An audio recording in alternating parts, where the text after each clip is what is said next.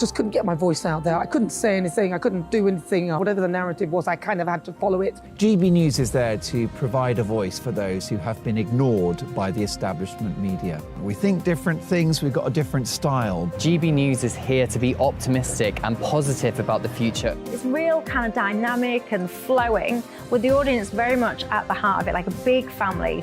Here at GB News, we talk about the things that matter to you. Hearing the voices from right across our towns and cities, especially our towns. All sides of the argument represented with a heavy dose of opinion. We're on a mission here to make a difference. And the GB News family really is here for you, and whatever time of day you can watch or listen. Britain's watching. Britain's watching. We're proud to be GB News. The People's Channel. Britain's news channel. Monday to Thursday, 9 p.m. till 11 p.m. Join me, Dan Wootton. I'll bring you the sharpest takes and hottest debates. Do you not believe in prisons? I don't believe in prisons. I'm completely stunned. I guarantee you there'll be no spin, no bias, no censorship. I actually was personally quite offended by it. And no reason to go to bed. So I guess they've always been quite woke. That's Dan Wootton tonight on TV, radio and online. Monday to Thursday from 9 p.m. till 11 p.m. on GB News. The People's Channel, Britain's news channel. You've probably seen politicians interviewed 1,000 times, but we do it differently. We find out who they really are, we don't shout, we chat, and hopefully we bring a bit of light, not just heat. Did you know Kate Moss? Apparently. Do you have a pair of jeans or a pair of jeans? No, of course I don't. What would I do with them? My friends are like, oh my God, what's she doing now? Join me every Sunday at 6 for Gloria Meets, only on GB News, the People's Channel, Britain's news channel. Weeknights on GB News from 6 p.m. You'll always get drama. Please stop, Michelle. I know, yeah. Please stop. Should I just shut up? Romance. You like me, I like you. There you go. There you are. Well, don't tell anybody. Adventure. Etc. That's the whole point. And action. Sergeant, the big green, my superstar panel that are already at it. They're fighting. It's going to be quite a show. Only on GB News. Britain's watching. In a world of dull and predictable radio and TV shows. Oh, hi. On Mark Dolan tonight, we've got big guests. We drill into the big stories of the day. The show adds up to a brilliant listening and viewing experience. Mark Dolan tonight is the most entertaining current affairs show ever, and that's a fact. That's Mark Dolan tonight, Friday, Saturday and Sunday from 9. Only on GB News, Britain's news channel. Congratulations to Nigel Farage, voted by you as the nation's best news presenter at the prestigious Trick Awards.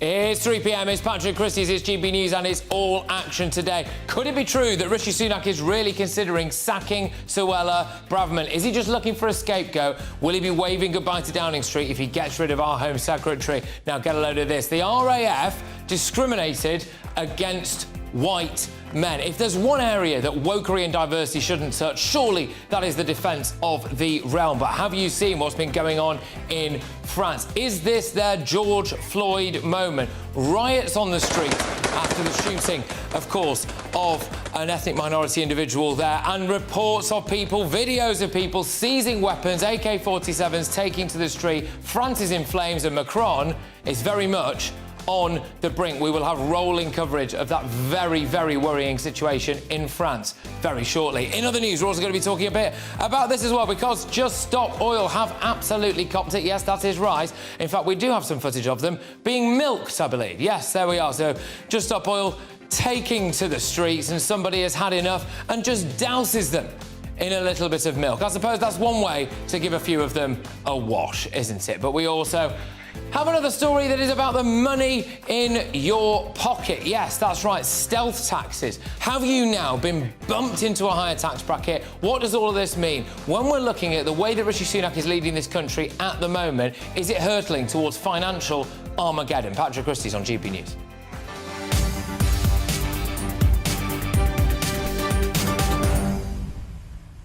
Loads on today. GB Views at gbnews.com. Do you think Rishi should sack Suella, which is actually a very difficult thing to say? And also, as well, the RAF diversity quotas. The world has gone mad. GB Views at gbnews.com. Headlines now, though.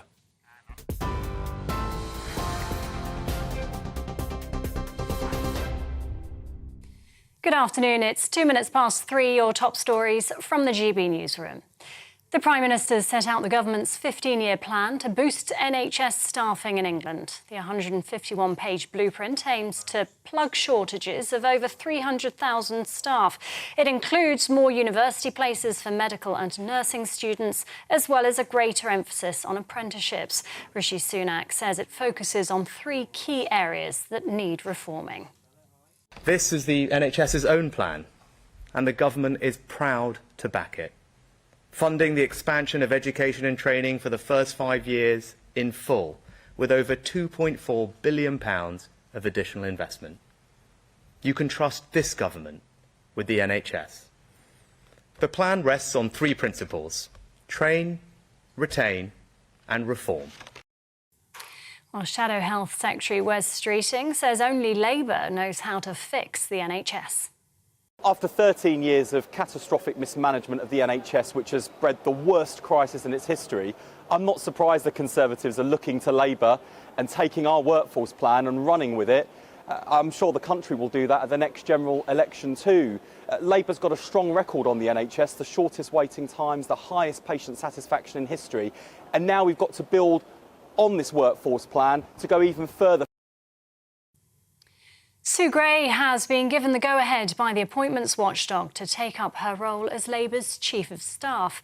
The former civil servant led the investigation into lockdown parties in Downing Street. The Advisory Committee on Business Appointments says she'll take up the position from September. Labour leader Sir Keir Starmer says he's delighted.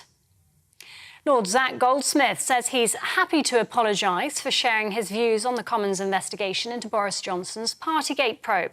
The Tory peers hit back after Rishi Sunak says he'd refused to apologise, saying his comments about the Privileges Committee were incompatible with his position as a minister. Lord Goldsmith has now admitted he shouldn't have commented publicly.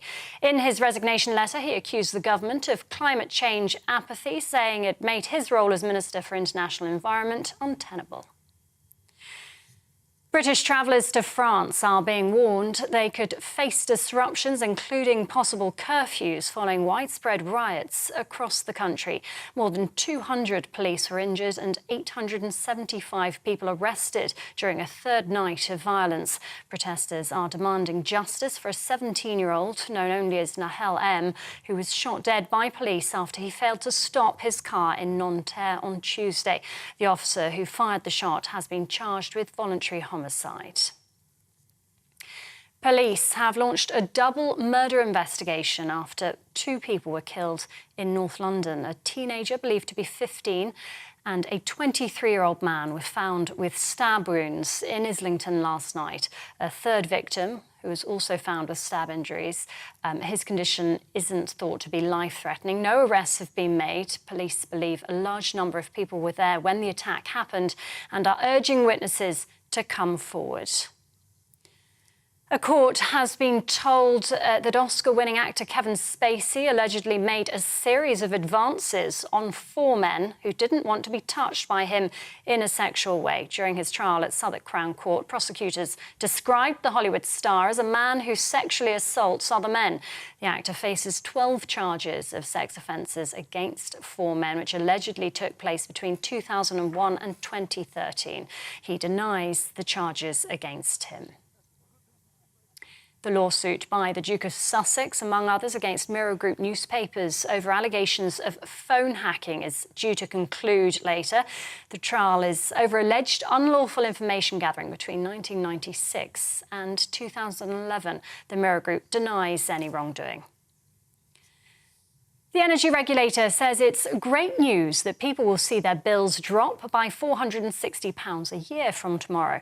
Ofgem says it's taken a range of steps to stabilise the market and protect consumers. However, bills will remain a lot higher than they were 2 years ago, £800 more expensive. That's almost double.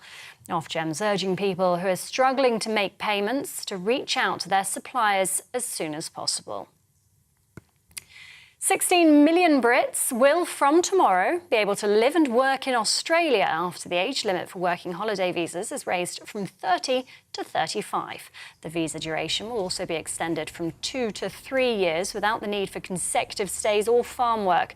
The free trade agreement between the two countries enables similar arrangements for Australians to work and travel here in the UK. And the King will receive a special sword named the Elizabeth when he visits Edinburgh next week. King Charles will be presented with the sword before a Thanksgiving service at St Giles's Cathedral on Wednesday. The Elizabeth, inspired by thistles and Scotland's landscape, replaces the deteriorating sword of state. This is GB News. We're bringing more as it happens now, though. It's back over to Patrick.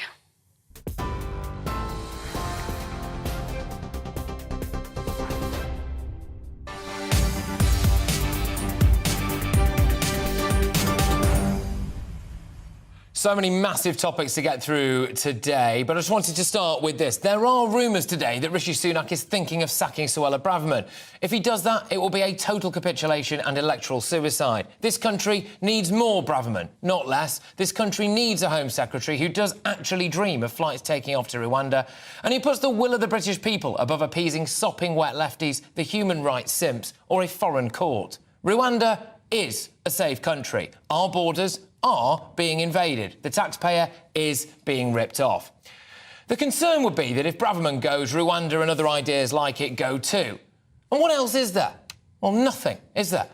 The Rwanda policy is not a failure. The fact that we haven't just gone ahead and put people on planes and removed them is the real failure. And that, in my view, comes from a Prime Minister who is too scared. If Sunak ditches Braverman, he can wave goodbye to Downing Street. He can wave goodbye to the millions of votes of people who actually want to stop the Channel madness. Rishi is trying to appeal to a load of people who either might just vote for him or won't ever vote for him. And he's ignoring those who want to. But he's giving them nothing. There are other headlines today, like the one about Australia looking to target 16 million Brits to go and set up a new life over there. Well, I'm not surprised. I'm convinced more people than ever walk around and think, what the flipping heck has happened to this country? I've seen more calls for a general election on social media in the last 24 hours than I've seen for a while. I'm not surprised at that either. My issue with that is that I look at the opposition and I don't think they're going to do a better job. We are not ungovernable. The problem is that those tasked with governing us are not capable of governing.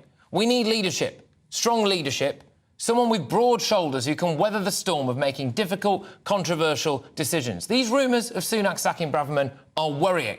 But if they are true, then this is what people should be most worried about. That in a time of great national crisis, we have a Prime Minister who is looking for someone to blame for failure instead of doing whatever it takes to do what's in the best interest of the people.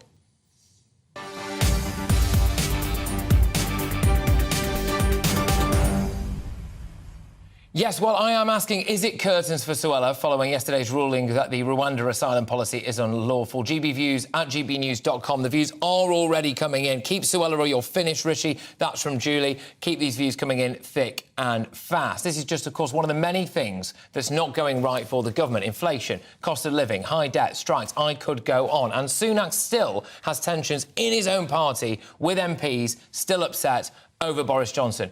With me now is GB News' deputy political editor, Tom Harwood. Tom, let's start with this. Is Rishi Sunak seriously just looking for someone to blame? That is a quote which is in some of the articles that are doing the rounds now. He needs someone to blame, and it can't be him. Well, there's some speculation, clearly, in the press about this issue, particularly the Daily Express. David Maddox, a friend of the channel, good journalist, has been talking about how there are insiders within the Conservative Party who think that Rishi Sunak would really rather not have Suella Braverman as Home Secretary, that he needed her support in order to become Prime Minister initially, and of course she did endorse him, not in that first time, in that summer leadership contest, but in the autumn leadership contest that followed the defenestration of Liz Truss. Could there have been a deal struck there? That's the sort of understanding among many in Westminster, and the question is, well, if she is only in place by that deal rather than the true intention of a Rishi Sunak preferred government, then what would it take for Rishi Sunak to perhaps conveniently dispatch her? And that is a great deal of speculation amongst some in the Conservative Party. I really don't see this playing well with those millions of people who want to stop this Channel migrant madness. I think that a lot of people at the moment have sympathy for Suella, which is that she's trying to do her best and she's being blocked. Well, if the Prime Minister decides that the best thing that he can do is to get rid of her, that looks like a capitulation from all of those naysayers who are saying, oh, Rwanda won't work, and what they actually mean is we want open borders. That is certainly the case. However, the Prime Minister did not take the opportunity to get rid of the Home Secretary when the furore started around the points that she took on her driving licence. You might remember at the G7 summit when Rishi Sunak was over there in Japan, he was asked by journalist after journalist after journalist about the Home Secretary's points on her licence, rather than the billions of pounds that have just been secured about investment in the United Kingdom from Japan. He got quite cross at one of the press conferences about that, asking, is there anything actually about the topic at hand? And so I think it is fair to say that the Prime Minister has been under pressure from the media to get rid of Suella Braverman before, but he hasn't done so. And so perhaps that does lead into the other side of this, that perhaps Rishi Sunak does see a need for Suella Braverman to stay there as Home Secretary, if only to avoid a civil war, or perhaps a growth in the civil war within his party. Yeah, look, we're going to be returning to this throughout the course of the show. Is it kind of curtains for Suella? What do you make of that? No, they should not sack Suella, they should sack Jeremy Hunt, says Mark, and there's quite a bit of this coming in as well. That email address, again, gbviews@gbnews.com. I'm just going to pivot quickly while I've got you, Tom. You mentioned civil war, you mentioned media pressure, you mentioned various different things there, and that all ties in with one Sue Gray, doesn't it, who has become an interesting figure for people in this country. Some good news for Sue. Good news for Sue, good news for Keir Starmer. He's a very lucky man today. ACOBA, the Committee on Business Appointments, has decreed that she can start working as Sir Keir Starmer's Chief of Staff from September, from the autumn. And that comes as a bit of a surprise to some in government who believe that she did break rules by meeting with Sir Keir Starmer and his team and not declaring that to her ministerial superiors as the Civil Service Code demands. Now, what ACOBA has said is that she didn't display any indications of impartiality, of not being impartial in her role in the Cabinet Office. However, there is a lot of concern about this from the government. And I do have to note that the journalist Christian Calgi has just in the last couple of minutes published that Oliver Dowden will be publishing a written ministerial statement on Monday about Sue Gray, and it is entitled, according to Christian Calgi, prima facie breach of the Civil Service Code by former Second Permanent Secretary for the Union and the Constitution. He's reporting that it will confirm that Sue Gray broke civil service rules. This is interesting. So this is a really, really interesting point. It would seem that there are some in government who think that ACOBA, this committee that has said that Sue Gray can start working for Keir Starmer really rather quickly. Clearly, the Cabinet Office thinks that actually she broke some rules. I tell you what, this is interesting. I was going to move on. I am going to go to my next guest in just a second, but I just want to drill down on this because this has literally just landed in the last few seconds, really. So, Sue Gray been cleared to go and work for Keir Starmer in September. Controversial appointment for all the obvious reasons. But this is the latest line, and it is that so this is Oliver Dowden, the Minister of the Cabinet Office, will be publishing a written ministerial statement on Monday that will reportedly confirm that Sue Gray broke civil service rules. Watch this space. Well, Tom, I'll tell you what, we'll come back to you, do a bit more digging, and we'll hear what the latest is on that. Tom Harwood, thank you very, very much. That's our Deputy Political Editor there. A couple of big ones to get us going. Let's return to the Suella issue. Joanne Nadler joins me now, political commentator. Joanne, thank you very, very much. Look, the noises today is that Rishi is thinking of biffing Suella. I find that absolutely staggering, to be honest with you, because at times it is felt that Suella Braverman is the only person in the way of, as she would possibly put it, a complete invasion. I mean, I can actually have to completely agree with your analysis, Patrick. I think it would be a staggering error on behalf of the Prime Minister were he to sack Suella Braverman, because what would be his reasoning for doing so? He has committed himself wholeheartedly to the flagship policy of halving the number of boats, small boats coming across the Channel. And who else would he find in government who was more committed to delivering on that for him than Suella Braverman? So it would appear to be not only a ridiculous gesture towards who knows who, of a particular wing of his party maybe, but also a kind of a delivery and a tactical error. It just doesn't make any sense to me.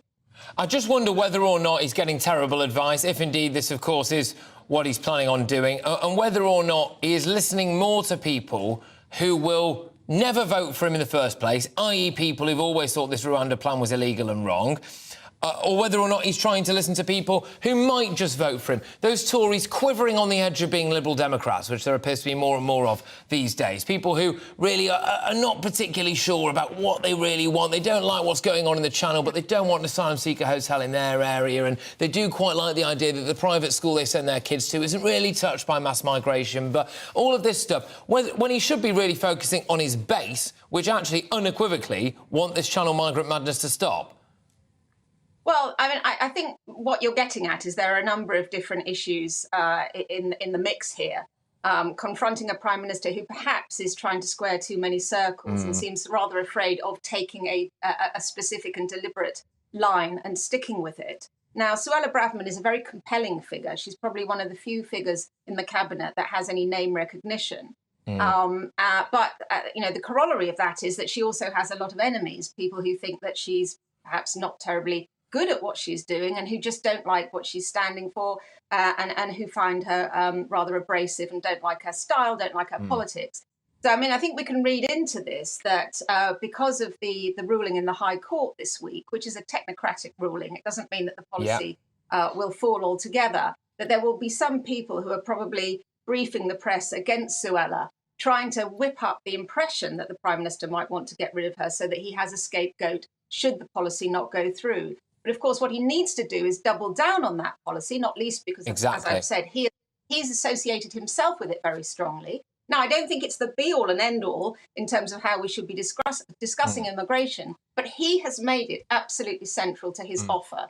And therefore, if he was to withdraw his support from Suella now, I think I tend to agree with you. I mean, I think it would be just him admitting that, you know, game's over and, you know, handing over the keys to the Labour Party. Yeah, and one senior Conservative source told David Maddox at The Express that the Prime Minister has to do something. At the moment, he is on course to miss all 5 of his pledges. Somebody has to take the blame, and it won't be him. But I think he's pointing the finger in the wrong direction here, because I don't think that many people blame Suella Braverman for this. I think the general consensus, not everyone will agree with this, of course, that's fair enough, but I think the general consensus is that she is full square behind this policy. She really is committed to it. She doesn't want to have anything to do with foreign courts and foreign judges, frankly, and if it was up to her, people would have already been put on planes, and we would have now some form of deterrence. And so I think when it comes to the blame game, I think maybe he's pointing in the wrong direction there. I'm going to have to leave it there, Joanne, but thank you very much. Always an absolute pleasure to talk to you. Joanne Nadler there, political commentator.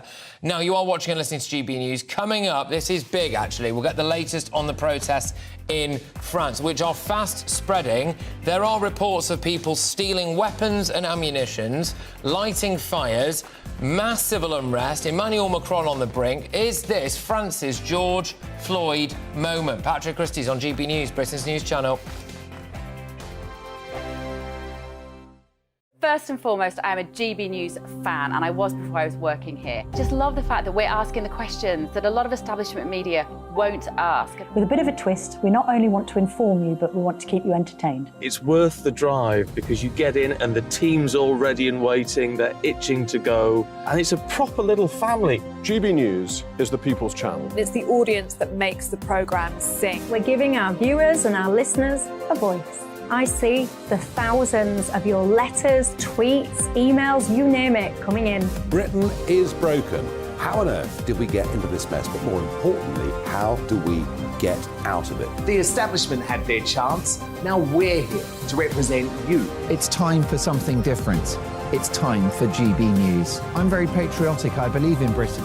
Our best days lie ahead. Britain's watching. Britain's watching. Join us here on GB News. The People's Channel. Britain's news channel.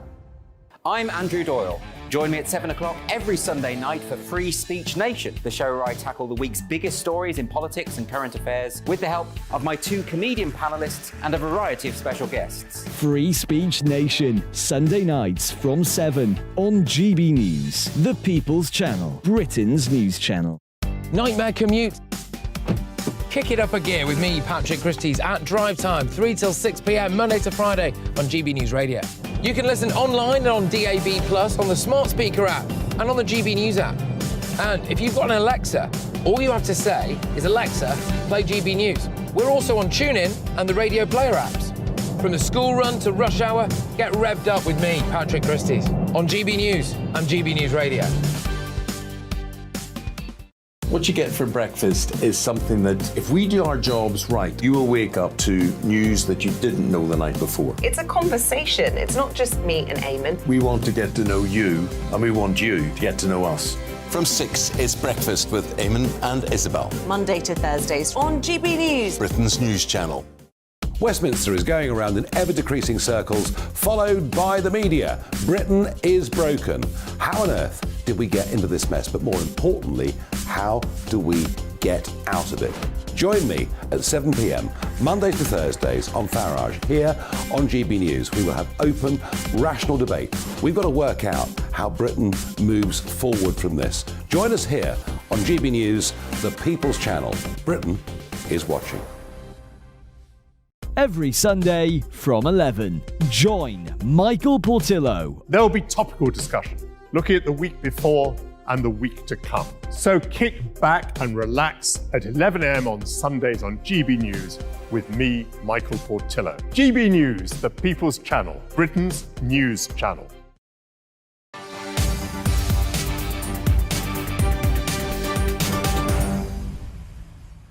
Well, it is kicking right off in France. The French President Emmanuel Macron has held crisis talks this lunchtime after nearly 900 people were arrested after a third night of rioting. Now, he said the situation is unacceptable and unjustifiable. Several hundred police have been injured, and the city of Marseille has announced a ban on all public demonstrations after disturbances spread to multiple other French cities. The violence has been sparked across the country by the fatal shooting of a 17-year-old, Nahel M. That was during a traffic stop. However, it's fair to say that it was not exactly a routine traffic stop. His funeral is expected to be held tomorrow. But I'm going to get stuck straight into this now because it is all go in France. GB News' Home and Security Editor, Mark White. Mark, reports of ammunition and weaponry being seized by protesters and being used on the street. Yes, some weaponry being stolen from police vehicles, other weapons that clearly are in the hands of criminals, AK-47s and other powerful weapons. We've received some disturbing images, video from the city of Oyonnax in southeastern France that show one incident where 2 thugs, that's all you can describe them as, are out there firing into the air with their weapons. Let's take a look.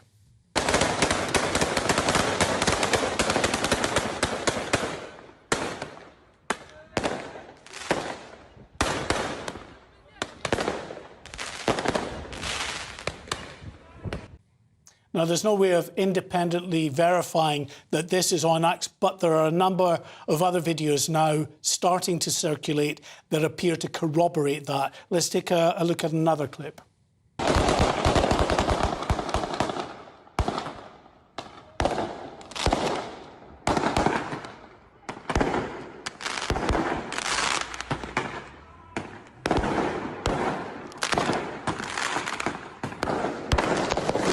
It's clear from those 2 clips that a mixture of gunshots, AK-47s and fireworks, and this is a representation quite possibly of things that are only going to get worse in France. It's worth us revisiting why this is happening and also having a look at some of the reasons behind why this is escalating as well. Is this some kind of race riot? I think, yes, there's a big race component to it. There is no doubt at all. The young man that was shot dead by a police officer on Tuesday was a young man of Algerian descent. And after his shooting, then many on the left in particular, in fact, they were called out today by Emmanuel Macron, the French president, as stirring up a lot of the unrest. Many of the far left were out there suggesting that the immigrant population in France are second-class citizens, that they should take to the streets and voice their dissent. And we know there are big issues in France with, in particular, the North African community, those from Algeria, Tunisia, Morocco. In places like Marseille in particular, there are no-go areas in that city, particularly in the northern suburbs.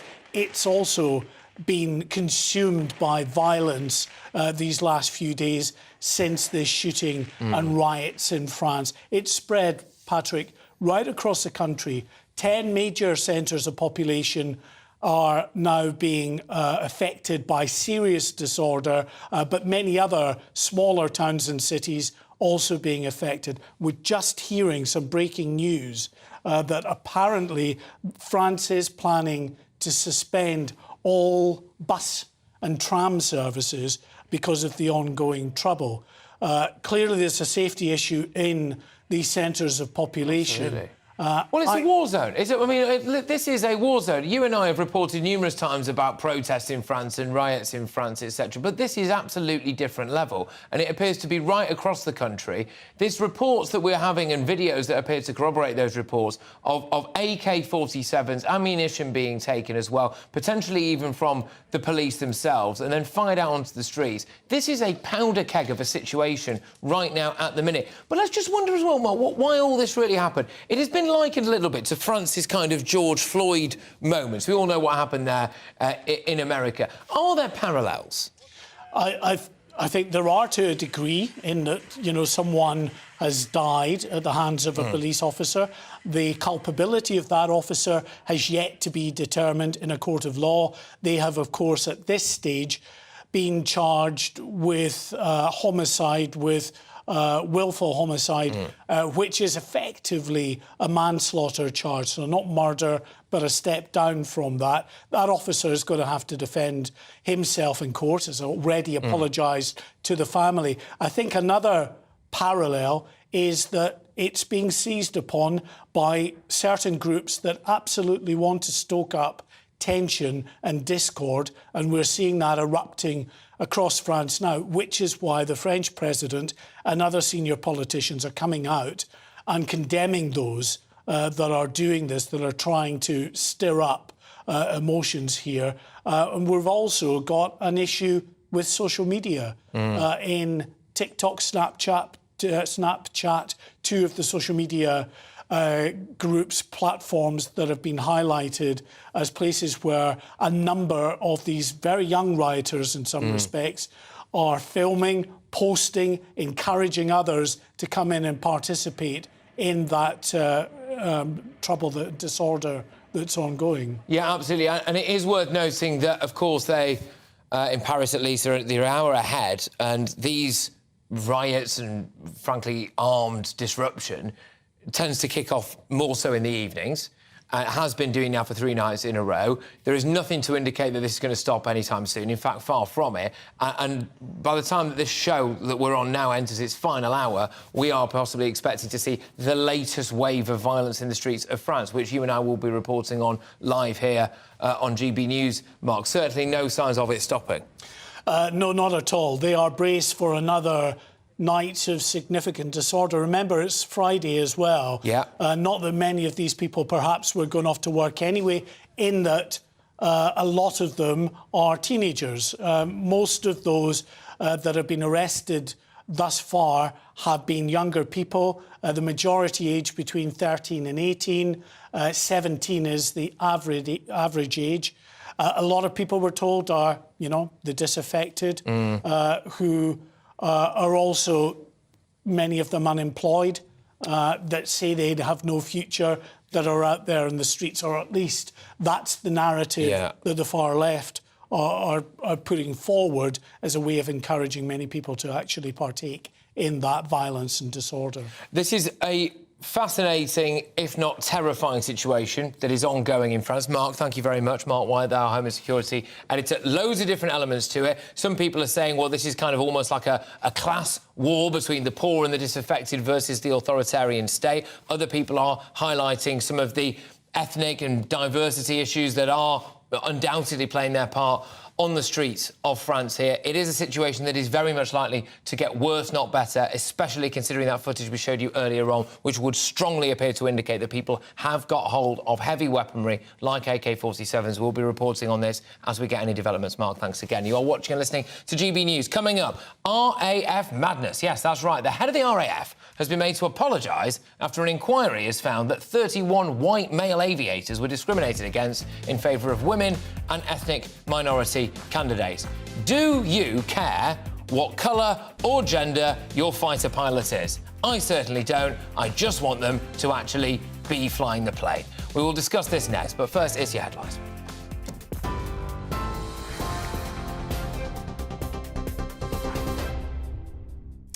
Good afternoon.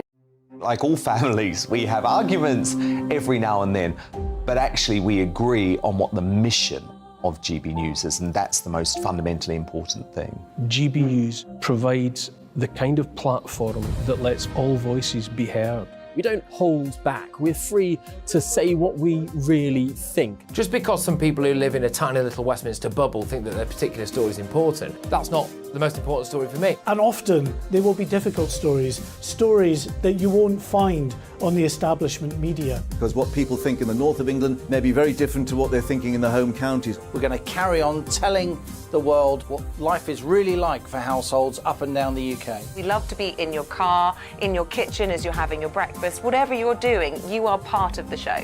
If it matters to you, it matters to us. Britain's watching. Britain's watching. Britain's watching. We're proud to be GB News, The People's Channel. Britain's news channel. Join me, Patrick Christys, Monday to Friday, 3 till 6. We tackle the day's news agenda like you've never seen before. It's high tempo, high octane, the most controversial topics and the best guests. You will not be able to take your eyes and ears off it. I'm not afraid to ask the questions that you really want answered. 3 till 6 p.m. Civil servant can start in September.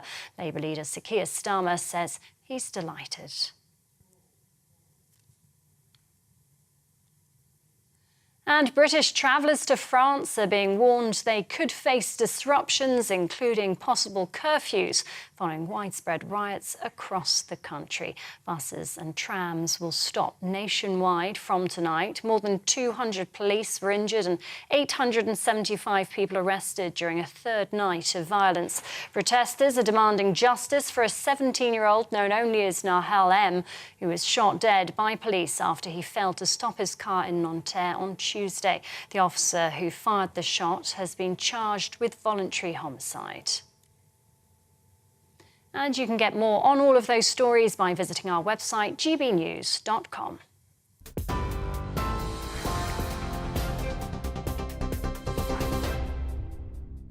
Direct Bullion sponsors the Finance Report on GB News for gold and silver investment.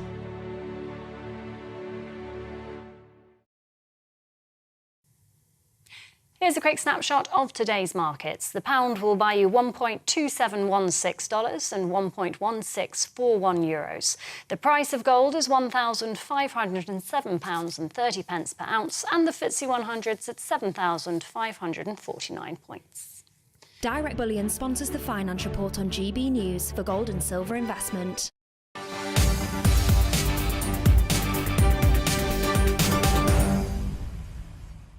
Madness in the British military. Now, if I'm even allowed to say that anymore, I suppose, but the head of the RAF has been made to apologise after an inquiry has found that 31 male aviators were discriminated against in favour of women and ethnic minority candidates over a 2-year period. But not just this, there's more. A colonel has claimed that he was forced to quit the army after he had the nerve to say that men cannot be women. Yes, a reservist commanding officer with 14 years of service, which included, by the way, serving our country in Afghanistan for 2 tours, had to quit because he said that men cannot be women. I mean, where on earth do I start with all of this? Joining us now is social policy analyst Rakib Assam. Rakib, thank you very much. Always great to have you on and have your insight on this. What we have seen here is basically a case of positive discrimination that essentially has interfered with the defence of the realm, for goodness sake. They have actively discriminated against white people, haven't they? Well, Patrick, I don't even like using the phrase positive discrimination. I think it's such an extraordinary oxymoron. What we've seen here is a behaviour which clearly falls in the territory of being anti-male, anti-white, and anti-meritocracy in the Royal Air Force. And I think it's absolutely remarkable where we've had the former head of recruitment, Group Captain Lizzie Nichol, express the view that these efforts to fast track ethnic minority and female recruits into training positions, she expressed her reservations, felt that this was a clear breach of existing equalities legislation, and yet the organisation proceeded with these initiatives. And I think that needs to be investigated itself, the kind of pressure that she was put under within the organisation. And as you say, Patrick, I think it's absolutely extraordinary that an organisation such as the Royal Air Force seems to be riddled with what we would consider to be radical identity politics. But there's more to it as well, isn't it? Because this all really started by someone sitting around and saying, we need to set a diversity target. We need to set a diversity quota. And instead of just saying, well, let's not be actively racist when we go to try to recruit people, they apparently set themselves this ridiculously ambitious and completely unachievable diversity quota. So as far as I can tell, so that at some point in a few years' time, some of the top brass at the RAF could stand in front of a recruitment poster that looked like the United Nations had met loose women, and then they can go, look, see what work we've done. Well, then they weren't able to actually achieve that, and so then they then held back the number of white recruits as well. Having these targets to begin with is a problem, Rakib, is it not? No, absolutely. I have no time for quotas like this. I've actually often said that when it comes to racial quotas, it serves to undermine the authority of genuinely talented and high ability ethnic minority Brits. Now, some people say that these targets are ambitious. I'd consider them to be incredibly reckless. Yeah. Now, I do know that the RAF has dismissed suggestions that this led to a lowering of standards, but equally, it doesn't seem like that a strong and high levels of standard setting have been the order of the day in recent times. Rather, what seems to be the case is that they've been looking to hit particular thresholds when it comes to fast-tracking members of ethnic minorities and women into training roles, and that has led to discrimination towards white male candidates. But let's just look at why. Why do this? Because I find it baffling that this idea of diversity and ethnic and gender inclusion has infected every single aspect of society, right up until and including our Royal Air Force and other elements of our military. Why is it deemed to be more important than anything else to be able to say, have you seen how diverse we are? No, I'd almost go as far as saying that it's diversity, equality and inclusion, that there's a DEI religion which is now taken hold in quite sensitive, security-oriented institutions, which many people at home listening to this would find absolutely remarkable, also find it deeply worrying. Ultimately, I think the emphasis needs to be on talent, knowledge, and capability. But it seems like those, some people think that those kind of concepts are old-fashioned now, and instead we need to follow this. But I think what you run the risk of doing is fundamentally lowering standards in organisations which are responsible for our defence and security, and many people find that deeply troubling. Patrick. Well, I think they find it unacceptable, and also as well, describing some applicants as useless white men, useless white pilots. I mean, look, I don't know whether or not they were useless, in which case, I suppose, fine, but I'd hope not. But what's their race got to do with any of it as well? I find that bizarre. That, again, appears to be this notion, Rakib, that you can't be racist against white people. But I think that probably is a bit racist, isn't it? No, absolutely. And I've made the point, the Equality Act, race, for example, is a protected characteristic. That includes every single racial background that does live in the UK. I think all too often people look at equalities legislation, they think that this only applies when it comes to protecting so-called oppressed minorities. But here's a case, Patrick, these initiatives, which are supposedly about promoting diversity and bolstering inclusion of the RAF, discriminated towards white men, quite often in older sections, including members of the older sections of the population. You talk about that case there where a member of the RAF, an experienced member, was resisting radical transgenderism and paid the price for that. And I think that these kind of cultural trends are deeply worrying, especially if they're taking place within organisations such as the Royal Air Force, Patrick. Yeah, absolutely. Just what you were alluding to there is actually, a colonel in the army, I believe, who basically said that he essentially thought that there were just two genders. And supposedly, anyway, there was some kind of investigation into this. And he's led a team of 60 troops in 306 hospital support regiment, alongside working as an NHS intensive care consultant, 2 tours of Afghanistan. He says he felt forced to retire 6 years earlier than planned, slashing his total army pension in the process because he was facing, a backlash for saying that women are women and men are men. I mean, what's that got to do with anything? I mean, realistically, it's just absolutely ridiculous. 14 years of unblemished service, poof, gone up in a puff of smoke because he thinks that someone with a penis can't be a woman. But Rakib, thank you very, very much. Always a pleasure. Great stuff. Rakib Hassan, their social policy analyst. Now, I believe I have a statement here, which is the RAF's apology.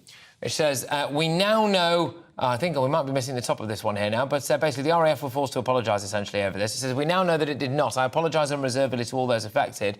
It was added that the RAF accepts that some men were discriminated against. The group of 31 individuals who likely missed the opportunity to qualify for a £5,000 joining bonus, a golden handshake, if you will, are said to have been identified. They have been offered the award. But again, it makes you think, doesn't it? It just makes you think. If this is happening at the RAF, this is happening in our military, this is happening everywhere.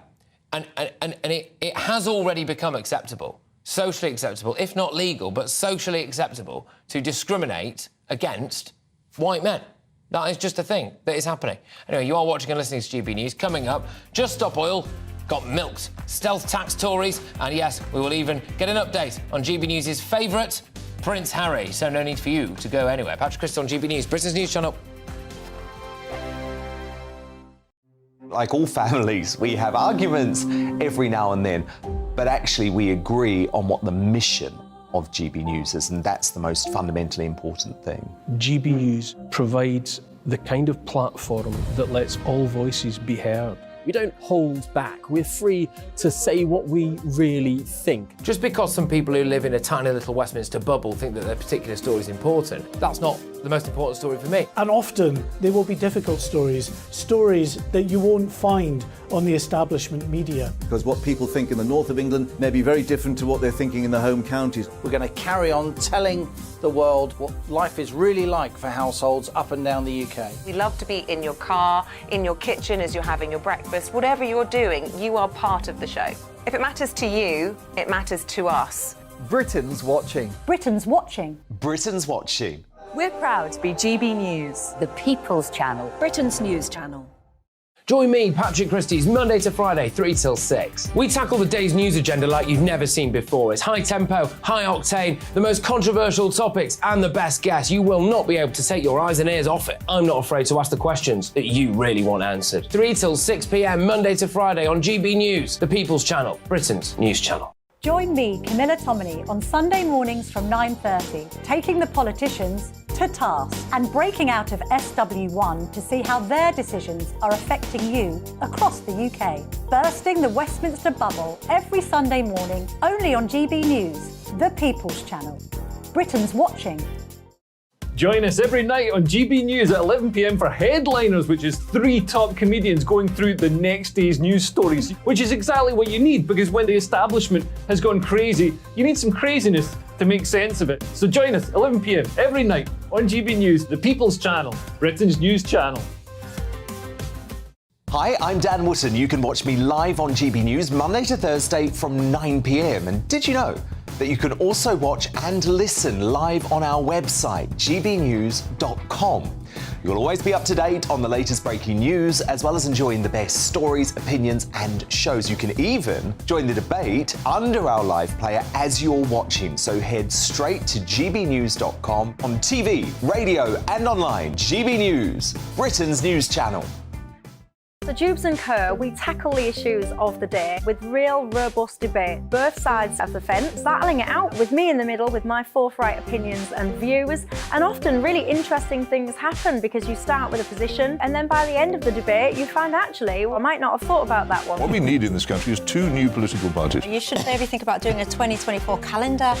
I'm Michelle Dewberry and I'm keeping you company right through until 7 o'clock this evening. GB News, the People's Channel, Britain's watching.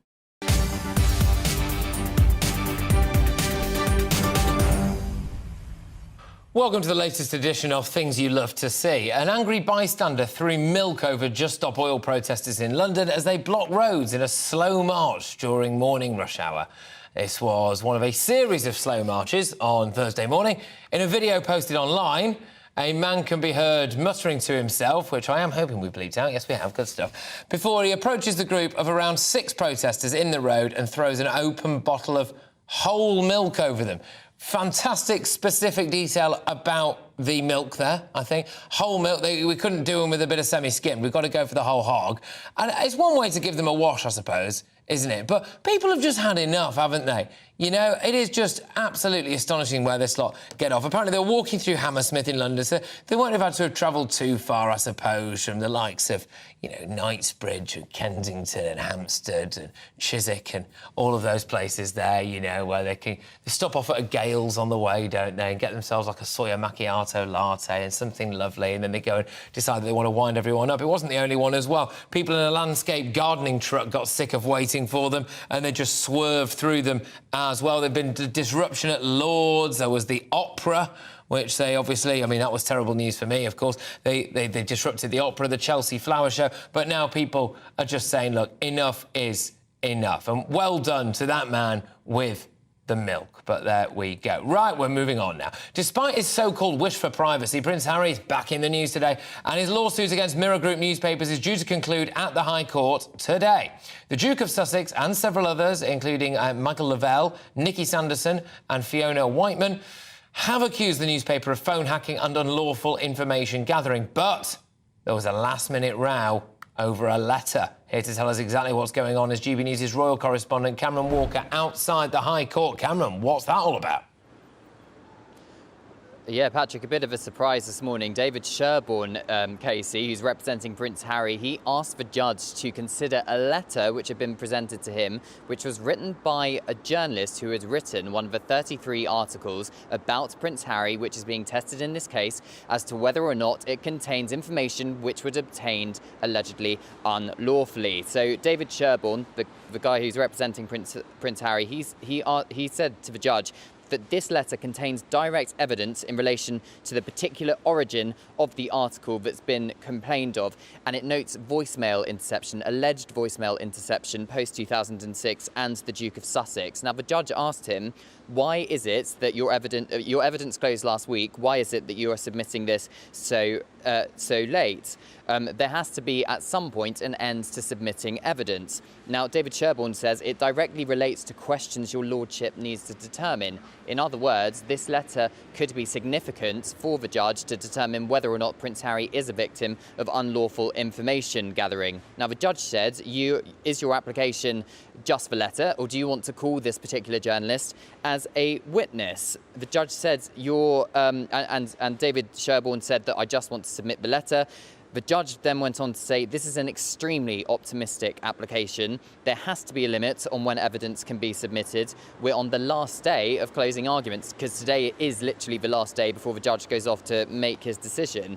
And then the judge put it to David Sherborne, well, what happens if another letter turns up on Monday? Would you want to submit that as well? Now, as for Andrew Green, Casey, representing Mirror Group newspapers, he also agreed with the judge that the evidence had been brought too late, and has read the letter and said it does not, according to Andrew Green, he says it does not have an element of truth to it. Now, David Sherborne urged the judge to read the letter before weighing up whether or not it can be used in evidence. Andrew Green, representing Mirror Group newspapers, then went on to say, well, this is an attempt to get this letter in as evidence via the back door, and said once you've read it, you cannot unread it. Now, David Sherborne, representing Harry, he said that the judge is experienced enough to be able to read the letter on principle only before making a decision on whether or not it can be used in the ruling. But the judge made up his mind this morning and he said, I'm not going to entertain this any further. It's a letter to the court. There's an issue about privilege. It wouldn't be fair on the defendant not to be able to question the journalist who wrote it. This has been submitted 10 days after evidence was closed. I cannot entertain this idea at this late stage, and I will not read the letter, and I will not admit it as evidence. Well, Wow. Andrew Green KC, representing Mirror Group newspapers, he has wrapped up his evidence. David Sherborne, as I speak, outside the High Court, is delivering his final evidence and closing arguments to the judge, and Mr. Justice Fancourt will make his ruling at a later date. Cameron, thank you very, very much. Fascinating development, that, isn't it? Just more madness and bonkers behaviour at the High Court. Cameron Walker, our royal correspondent. Well, it does appear, though, doesn't it, that the judge has got a rather disdainful view of the whole Harry situation. But let's get stuck into this now. More problems for Rishi Sunak and his government, as it has been revealed that the number of higher-rate taxpayers has risen by 40% in the past 3 years. Almost 5.6 million people now, so it's about a sixth of taxpayers, will pay the higher rate. This probably would feel more worth it if we had thriving and efficient public services. My overarching point is, what the flipping heck are we all paying for? But here to get very animated about the whole thing is our very own Liam Halligan, our economics and business editor with On the Money.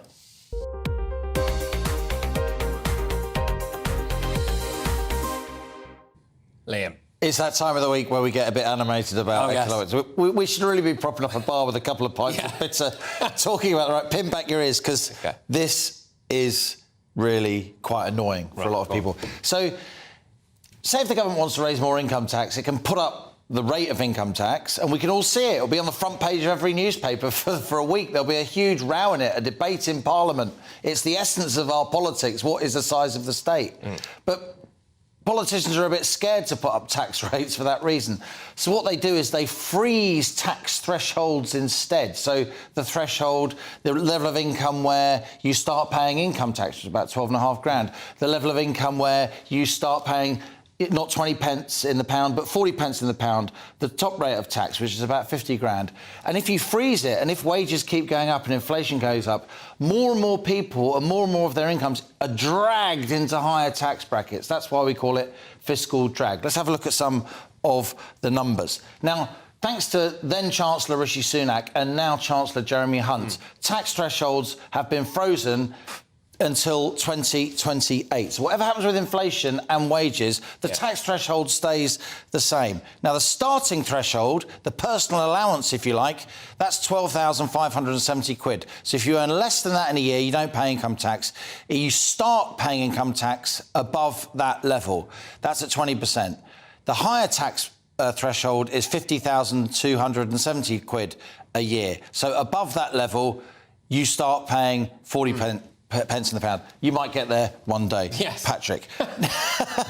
Now, because of these frozen tax brackets, between now and 2028, unbelievably, 5.6 million people will be paying the higher rate. And that is 41% more than before these tax thresholds were frozen. What does that mean? It means, you know, a lot of nurses, mid-ranking teachers, coppers on the beat are starting to pay the top rate of tax. It's absolutely mad. And if you're on 20,000, that's it. If you're on 20,000 pounds a year, you're going to pay 870 pounds more in tax a year, and that is equivalent to putting an extra 10p on your income tax if you are at that relatively low level. These are enormous numbers.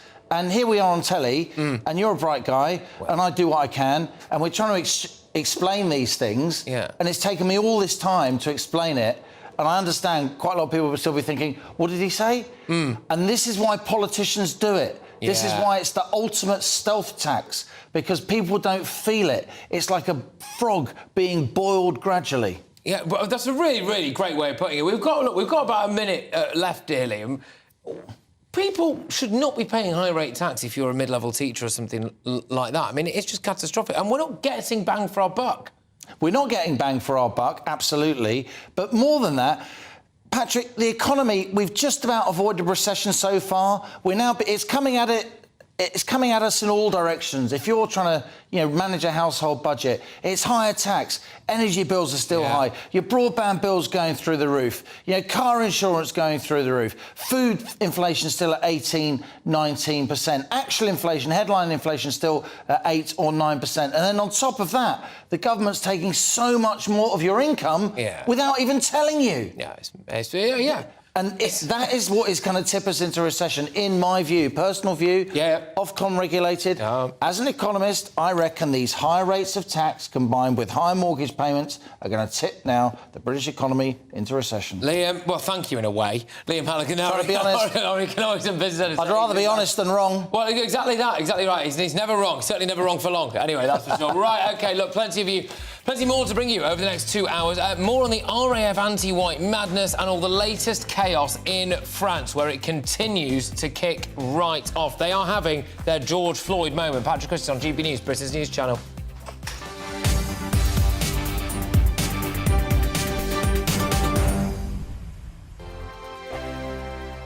I joined GB News because I was sick and tired of not hearing my views being represented, not just mine, but so many people that I knew and spoke to. I just couldn't get my voice out there. I couldn't say anything. I couldn't do anything. Whatever the narrative was, I kind of had to follow it. GB News is there to provide a voice for those who have been ignored by the establishment media. We think different things, we've got a different style. GB News is here to be optimistic and positive about the future. It's real kind of dynamic and flowing, with the audience very much at the heart of it, like a big family.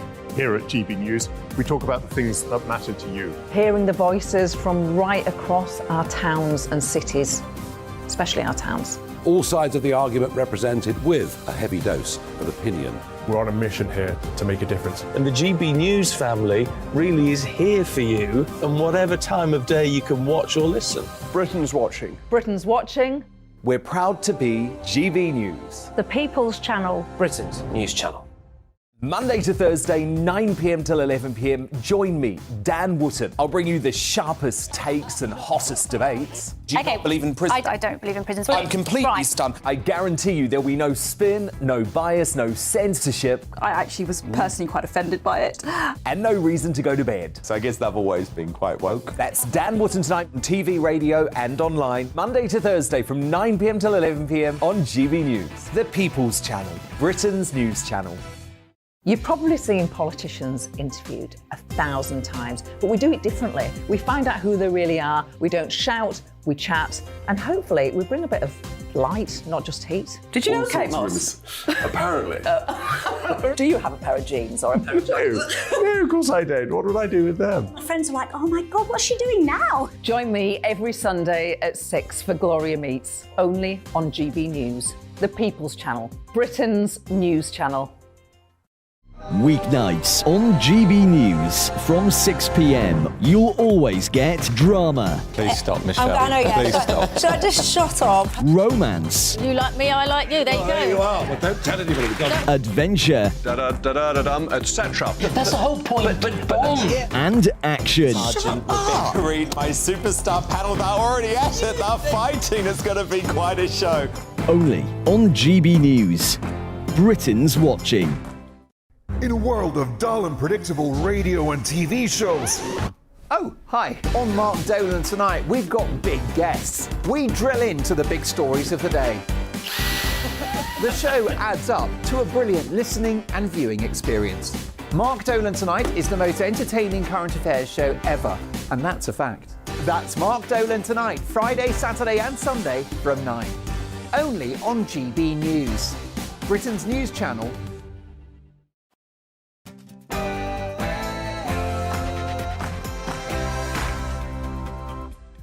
4 p.m. is Patrick Christys. It's GB News. Our Royal Air Force discriminated against white people? Yeah, it's not a joke. It's ridiculous. And a member of the army, a colonel with 14 years' experience, has just quit. Why? Well, because he thinks that women are women and men are men. What on earth is going on with wokery and diversity in our armed forces? In other news, though, we're also going to be discussing this big brother banking. Very concerning development. Nigel Farage is getting his bank accounts closed. More and more people are coming out of the woodwork now and saying, this is happening to me. Get a load of this. It looks as though right here in Great Britain, you can essentially have your assets frozen, your bank accounts closed if they don't agree with your politics. We should all be very, very concerned.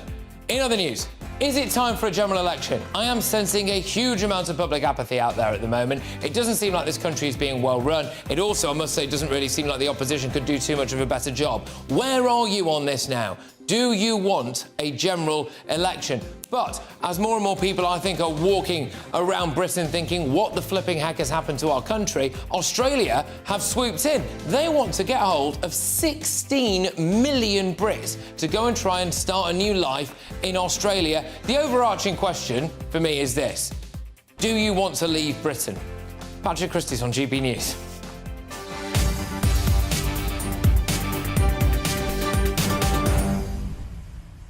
Yeah, lots to go at. GB Views at GBNews.com. Seriously, though, at the top, I am going in on this wokery in our armed forces. They set themselves an unachievable diversity quota, and then it would appear, discriminated against white people in order to try to hit it.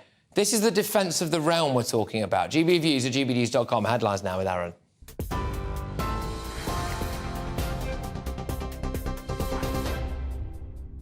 Very good afternoon to you. It's 4:04. Let's get you up to date with the headlines from the GB newsroom. The Prime Minister has set out the government's 15-year plan to boost NHS staffing in England. The 151-page-long blueprint aims to plug shortages of over 300,000 staff. It includes more university places for medical and nursing students, as well as greater emphasis on apprenticeships. Rishi Sunak says it focuses on 3 key areas that need reforming. This is the NHS's own plan, and the government is proud to back it. Funding the expansion of education and training for the first 5 years in full, with over £2.4 billion of additional investment. You can trust this government with the NHS. The plan rests on 3 principles: train, retain and reform. The Shadow Health Secretary, Wes Streeting, says only Labour knows how to fix the NHS. After 13 years of catastrophic mismanagement of the NHS, which has bred the worst crisis in its history, I'm not surprised the Conservatives are looking to Labour and taking our workforce plan and running with it. I'm sure the country will do that at the next general election too. Labour's got a strong record on the NHS, the shortest waiting times, the highest patient satisfaction in history, and now we've got to build on this workforce plan to go even further. Lord Zach Goldsmith says he's happy to apologise for sharing his views on the Commons investigations into Boris Johnson's Partygate probe. The Tory peers hit back after Rishi Sunak said he'd refuse to apologise, saying his comments about the Privileges Committee were incompatible with his position as a minister. Well, Lord Goldsmith has now admitted he shouldn't have publicly commented. In his resignation letter, he accused the government of climate change apathy, saying it made his role as Minister for International Environment untenable. A Cabinet Office source has told GB News they've no idea why Sue Gray is being cleared to start as Sir Keir Starmer's Chief of Staff. It's understood a written ministerial statement will be published as soon as Monday, saying the Partygate investigator broke civil service rules. The document was tabled hours before the Advisory Committee on Business Appointments said she was clear to take up her new role with Labour in September. British travellers to France are being warned they could well face disruptions, including possible curfews, following widespread riots across the country. More than 200 police have been injured and 875 people arrested after 3 nights of violence. Protesters are demanding justice for a 17-year-old boy known only as Nahel M, who was shot dead by police after he failed to stop his car in Nanterre on Tuesday. The officer who fired the shots has been charged with voluntary homicide. The government, which held a second crisis meeting earlier, has vowed to examine all options to restore order. Police have launched a double murder investigation after 2 people were killed in North London. A teenager believed to be 15 and a 23-year-old man were found with stab wounds in Islington last night. A third victim was also found with stab injuries. His condition isn't thought to be life-threatening and no arrests have been made. Police believe a large number of people were there when the attack happened. They are urging witnesses to come forward. A court has been told the Oscar-winning actor Kevin Spacey allegedly made a series of advances towards 4 men who didn't want to be touched by him in a sexual way. During his trial at Southwark Crown Court, prosecutors described the Hollywood star as a man who sexually assaults other men. The actor faces 12 charges of sex offence against 4 men, which allegedly took place between 2001 and 2013. He denies the charges against him. The energy regulator says it's great news that people will see their bills drop by £460 a year from tomorrow. Ofgem says it's taken a range of steps to stabilise the market and to protect consumers. However, bills will remain a lot higher than they were 2 years ago, £800 more expensive. That is almost double. The regulator is urging people who are struggling to make payments to reach out to their suppliers as soon as possible. And 16 million British people will, from tomorrow, be able to live and work in Australia after the age limit for working holiday visas will be raised from 30 to 35. The visa duration will also be extended from 2 to 3 years without the need for consecutive stays or farm work. The free trade agreement between the two countries enables similar arrangements for Australians to work and travel in the UK.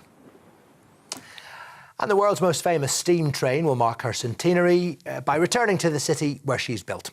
The Flying Scotsman was the first locomotive produced by the then newly formed LNER in Doncaster 100 years ago.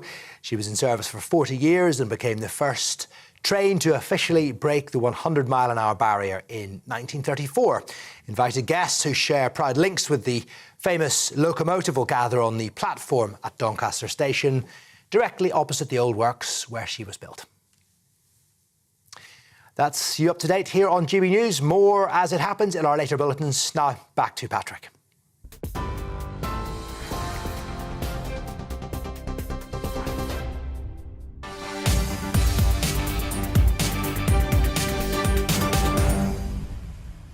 Heck of a lot to get fired up about today. I'm going in on this. The RAF discriminated against white men. Just think about that. What would all the white pilots who fought in the Battle of Britain make of that? How far have we sunk? Diversity quotas are dangerous and racist. Despite what the woke brigade might tell you, it is possible to racially discriminate against white men. It's one thing to have every single major corporation wheeling out the rainbow flag, the England national football team taking the knee, jobs at certain broadcasters being advertised solely for ethnic minorities. But when it comes to the defence of the realm, that's surely a bridge too far. White men were unlawfully discriminated against because there was an overly ambitious diversity quota. Who gives a toss what colour or gender the fighter pilot shooting at the enemy is? Seriously. I think, of all the examples of positive discrimination backfiring, this is probably the most potent. Senior RAF officials were seemingly willing to compromise national security so they could, at some point, pose next to a recruitment photograph that looked like a pin-up of the United Nations meets loose women.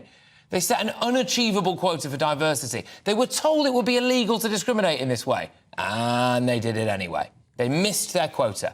And instead of just missing the quota, they just recruited fewer people, reportedly. Applicants were described as useless and white. 31 men have already been identified as having missed out on a potential £5,000 golden handshake to start cyber roles in the RAF. A number of selection boards to place new recruits on courses, which is a crucial part of maintaining the fighting strength of the RAF. Or they were also cancelled if they did not include women or ethnic minorities, according to revealed messages. But it gets worse. A colonel says that he was forced to quit because he said that women can't be men and men can't be women. Dr. Kelvin Wright, 54, had been a reservist commanding officer with 14 years unblemished service, including 2 tours in Afghanistan. A formal army investigation was opened in May that could have led to him being formally dismissed or censored under the Major Administrative Action process. This hero reportedly led a team of 60 troops in 306 Hospital Support Regiment alongside working as an NHS intensive care consultant. And this month, he felt forced to retire 6 years earlier than planned, which, of course, naturally slashed his army pension. This whole thing is complete lunacy. If there is one area of our society that wokery, diversity and inclusion should just stay the heck away from, it's the military. They should be grateful, very grateful, for anybody who wants to volunteer to fight and die for this great nation, not turning them away because they're white and don't think that someone with a penis can be a woman.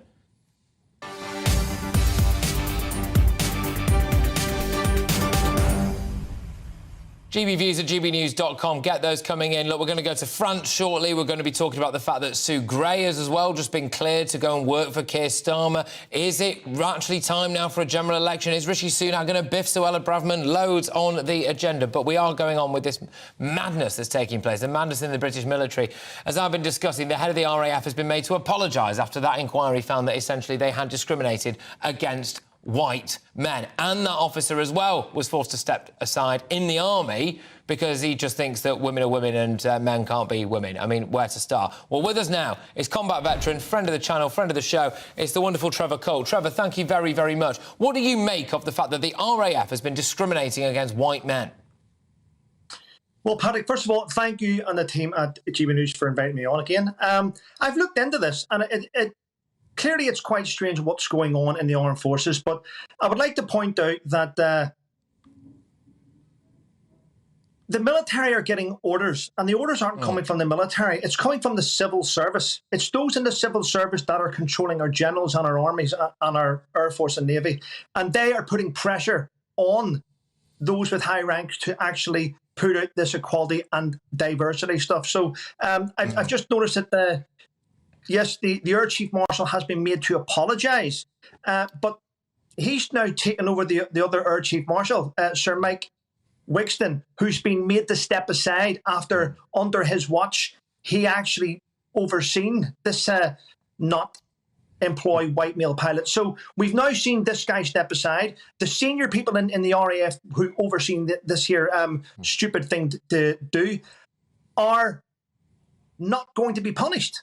I mean, they just get their pensions and they move along and a new Air Chief Marshal comes about. But there's another thing happening at the minute, and that is that Tim Farrell, who's the National Security Advisor, oversees the civil servants. Now, do you not think at a time when we are meant to be in a proxy war against Russia and the threat against our country is going from substantial to possibly severe in the next few days, having found out those plans in Afghanistan, what we aren't seeing is we aren't seeing things move into a common sense realm, and it doesn't make sense, the fact that we are suppressing our armed forces and making them woke. The civil servants seem to be in charge of the army, and the civil servants are making things worse.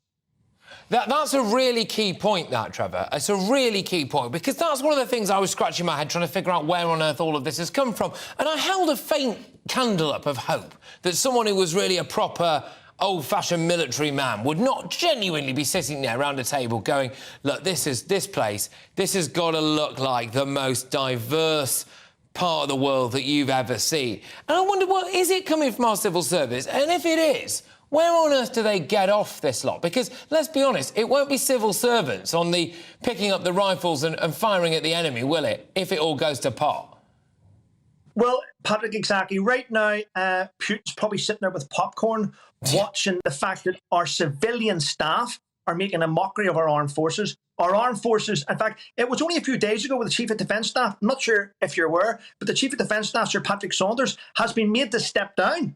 He's been made to step down because he actually spoke out and said that the British Army is not sustainable and we are a laughingstock. So rather than the MOD back him and get behind him for support because he's trying to implement positive changes, what they did in the civil service, they've sacked him and he's being replaced very shortly. So now anyone in the armed forces that does speak out to try and make our armed forces stronger is being pushed to the side and sacked. Oh, you can't talk out. This is the other madness of it. Someone there, apparently, according to these reports, someone said, you understand that this is, like, illegal. We can't recruit like this. This is against, like, the law. You can't just actively discriminate. They go, oh, well, you better leave.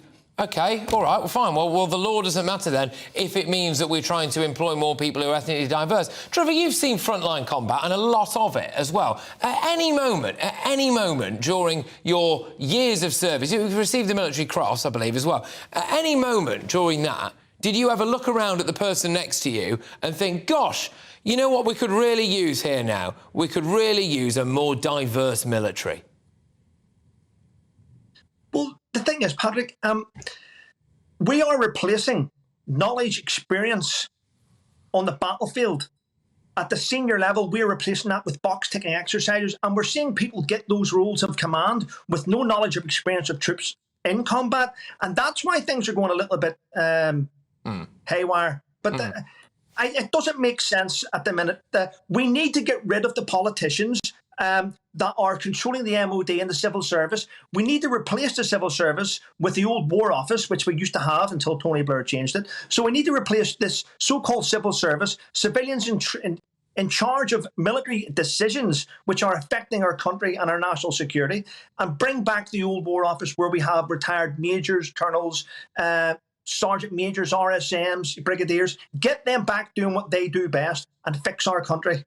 Yeah, and as well, I think your average common man and the woman on the street don't care at all what the ethnic makeup or even, to be honest with you, the gender makeup of the military is, as long as those individuals in question can do the job correctly. We've had enough, haven't we, I think, of like the England football team taking the knee, the leader of the opposition taking the knee. At times the police force are rocking up at pride marches, but they're not going to burglaries at your nan's house.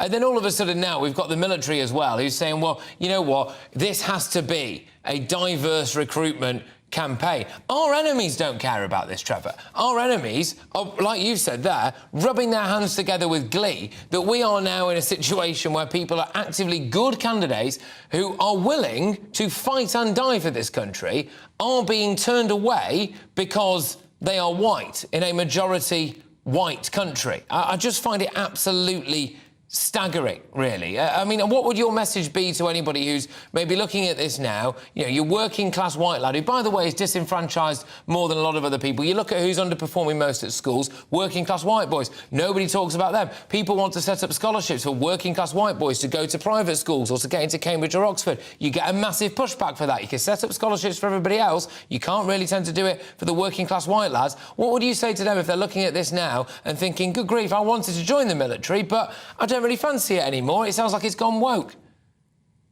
I would say to every single white person in the UK, male, to apply for those roles and then sue the civil service for hundreds of millions of pounds for discrimination and make them go bust. That's what I would say to them, Patrick. Well, look, Trevor, it's one option, I suppose. Look, thank you very much. I always enjoy you coming on and speaking your mind. And thank you again for everything that you've done for this country, really, as well. You know, you are looking at a true, proper military and national hero there, of course. Whether or not you'd be accepted in these days, Trevor, is another question, but I hope you would. It's Trevor Cutler, combat veteran. Thank you very, very much. Yeah, look, that got me going. I'm sure it has you as well. GBviews at GBnews.com. I suggest everyone in the forces post a tweet saying that women cannot become men and men cannot become women, and then see if they will sack them all. This really is insane. You do not need diversity. That's from Jeremy. The Duke of Wellington must be trying to get out of his tomb and kick the civil service where it hurts, says Peter. This has really got you all going. This is an interesting one. This is an interesting one. My grandfather, I won't go into specifics, but really suffered on D-Day. That's from somebody here. He would be turning in his grave at the moment. And this is it, isn't it? For all of this talk about diversity and inclusion, etc., I can understand it to a point in some other walks of life. Don't get me wrong. I can understand it. But what it really says to me when we see big corporations desperately trying to hit diversity quotas, what that tells me is that you couldn't help but be racist if it wasn't for the diversity quotas. And that says more about you than it does about society. Why do you need diversity quotas if you actually can just pick the best applicant on merit anyway, if you weren't going to discriminate against someone? But when it comes to our armed forces, what a kick in the teeth this is. It could be described as useless white male pilots for people who are applying to fly a fighter jet and potentially fly into the most deadly situations that you can imagine. Those people are not useless white male pilots. They are potential heroes, and it is a massive kick in the teeth to all of the other fantastic white male pilots who, frankly, have saved this country numerous times over the years. More on this, of course, on our website, GBNews.com. But coming up, we will get the very latest on Sue Gray. This was the other big breaking news that broke. It's been revealed that she can start working for Labour leader Sir Keir Starmer in September. This has got a lot of you going as well. But the latest line is that the Tories are pushing back. According to reports that are breaking at the moment, they are adamant that the Civil Service Code was broken. I'll be telling you exactly what's going on in just a tick. Patrick Christys on GB News, Britain's news channel. First and foremost, I am a GB News fan, and I was before I was working here. Just love the fact that we're asking the questions that a lot of establishment media won't ask. With a bit of a twist, we not only want to inform you, but we want to keep you entertained. It's worth the drive because you get in and the team's all ready and waiting, they're itching to go, and it's a proper little family. GB News is the People's Channel. It's the audience that makes the programme sing. We're giving our viewers and our listeners a voice. I see the thousands of your letters, tweets, emails, you name it, coming in. Britain is broken. How on earth did we get into this mess? But more importantly, how do we get out of it? The establishment had their chance. Now we're here to represent you. It's time for something different. It's time for GB News. I'm very patriotic. I believe in Britain. Our best days lie ahead. Britain's watching. Britain's watching. Join us here on GB News. The People's Channel. Britain's news channel. Join me, Patrick Christys, Monday to Friday, 3 till 6. We tackle the day's news agenda like you've never seen before. It's high tempo, high octane, the most controversial topics, and the best guests. You will not be able to take your eyes and ears off it. I'm not afraid to ask the questions that you really want answered. 3 till 6 p.m, Monday to Friday on GB News, the People's Channel, Britain's news channel. I'm Andrew Doyle. Join me at 7 o'clock every Sunday night for Free Speech Nation, the show where I tackle the week's biggest stories in politics and current affairs with the help of my 2 comedian panellists and a variety of special guests. Free Speech Nation, Sunday nights from 7 on GB News, the People's Channel, Britain's news channel. GB News has its own late-night paper preview show, Headliners, where comedians take you through the next day's top news stories. You don't have to bother reading the newspaper, we've got it covered for you. Headliners, every night at 11 p.m, and repeated every morning at 5 a.m. We won't send you to sleep like some of the other paper review shows out there. GB News, the People's Channel, Britain's news channel. Join me, Camilla Tominey, on Sunday mornings from 9:30, taking the politicians to task and breaking out of SW1 to see how their decisions are affecting you across the UK. Bursting the Westminster bubble every Sunday morning, only on GB News, the People's Channel. Britain's watching. Every Sunday from 11, join Michael Portillo. There will be topical discussion, looking at the week before and the week to come. So kick back and relax at 11 a.m. on Sundays on GB News with me, Michael Portillo. GB News, the People's Channel, Britain's news channel. What you get for breakfast is something that, if we do our jobs right, you will wake up to news that you didn't know the night before. It's a conversation. It's not just me and Eamon. We want to get to know you, and we want you to get to know us. From 6, it's Breakfast with Eamon and Isabel. Monday to Thursdays on GB News, Britain's news channel. Hi, I'm Dan Wootton. You can watch me live on GB News Monday to Thursday from 9 p.m. And did you know that you can also watch and listen live on our website, GBNews.com? You'll always be up to date on the latest breaking news, as well as enjoying the best stories, opinions, and shows. You can even join the debate under our live player as you're watching. So head straight to GBNews.com on TV, radio, and online. GB News, Britain's news channel.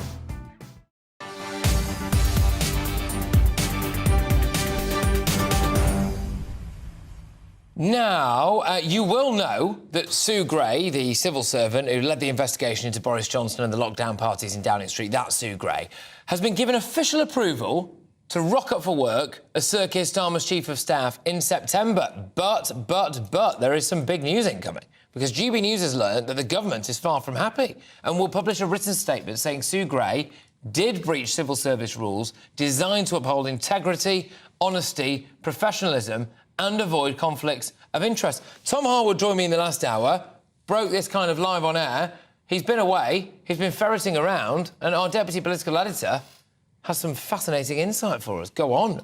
That's right. We can confirm the information that there will be a written ministerial statement published as soon as Monday, saying that the government believes Sue Gray broke the civil service rules. Now, we don't have clear information as to which specific rules she broke, but it is reasonable to infer that these are rules around contacting opposition parties without telling anyone else and being dishonest in that implied way, which is specifically against the civil service rules. There'll be a written ministerial statement that actually was tabled before the Okoba report, which said that Sue Gray can indeed work for the Labour Party within 6 months. Before that was published, this was a written ministerial statement tabled and will be in the name of Jeremy Quinn, the Paymaster General. The crucial point about this is it's named a prima facie breach of the Civil Service Code by the former Second Permanent Secretary for the Union and the Constitution, i.e. Sue Gray. And there's something that's even more interesting. This is the bit, isn't it? Yeah. This is the crucial bit. If we go through the Okoba report, the Advisory Committee on Business Appointments, they're the people who say that Sue Gray can indeed work for the Labour Party. Paragraph 11 of this report begins with the lines, "There has been media speculation about whether Miss Gray has breached the Civil Service Code. Any breach of the Civil Service Code would be a matter for the government." So that means that Okoba have not made a judgment on whether or not Sue Gray broke the Civil Service Code. They have said she could work for the Labour Party irrespective of potential Civil Service Code breaches, and indeed it would be for the government to determine whether or not there was a Civil Service Code breach. And that is precisely what it appears the government will do as soon as Monday. Do we have any idea what that might mean then? So if it's up to the government, which it appears to be, to decide whether or not Sue Gray has broken the Civil Service Code, and the government, which they appear to be doing, say she has broken the Civil Service Code, what happens? Nothing. Right. What happens? Okay. What happens is that Sir Keir Starmer, who has built his reputation on being Mr. Rules, right, I see. the man who has been incredibly lucky in his opponents, who helped bring down the former Prime Minister for having broken a rule determined by the Metropolitan Police in one instance, will have a Chief of Staff who was in charge of making sure rules were followed, who indeed conducted an investigation into the former Prime Minister saying he broke the rules, who herself broke the rules. That will be the case. This is why people hate politics. All right, Tom, thank you very, very much. Tom Harwood, our Deputy Political Editor. Joining me now is the Chief Political Correspondent for the Financial Times, Jim Pickard. Jim, thank you very much. Great to have you on the show. Right, so that appears to be the latest on the Sue Gray stuff. Has Keir Starmer done himself a mischief here now, really? This idea of integrity and all of this, which appears to be the buzzwords at the moment around Westminster. Can you see issues for him down the line with Sue Gray here? So I think the first thing to point out, which you guys didn't get into a second ago, is that the statement from the government says that there's been a prima facie breach of the Civil Service Code. Prima facie just means, in Latin, at first glance. So it doesn't sound to me necessarily that they have comprehensively proved that there was such a breach, and we will only find out when they do the statement on Monday. The actual Okoba report, and remember, Okoba is the body which monitors former civil servants and ministers when they move into the private sector or when they move out of government. It's chaired by a Conservative former cabinet minister called Lord Pickles. It is a pretty neutral kind of body. And they concluded that she only needed to do a 6-month gardening leave before taking up the new job, because basically they reflected the fact that they were worried about the idea that people moving from the civil service into an opposition political party could damage Whitehall's reputation for neutrality. So that was something that they were hearing a lot of concerns about, and that's how they seek to allay it.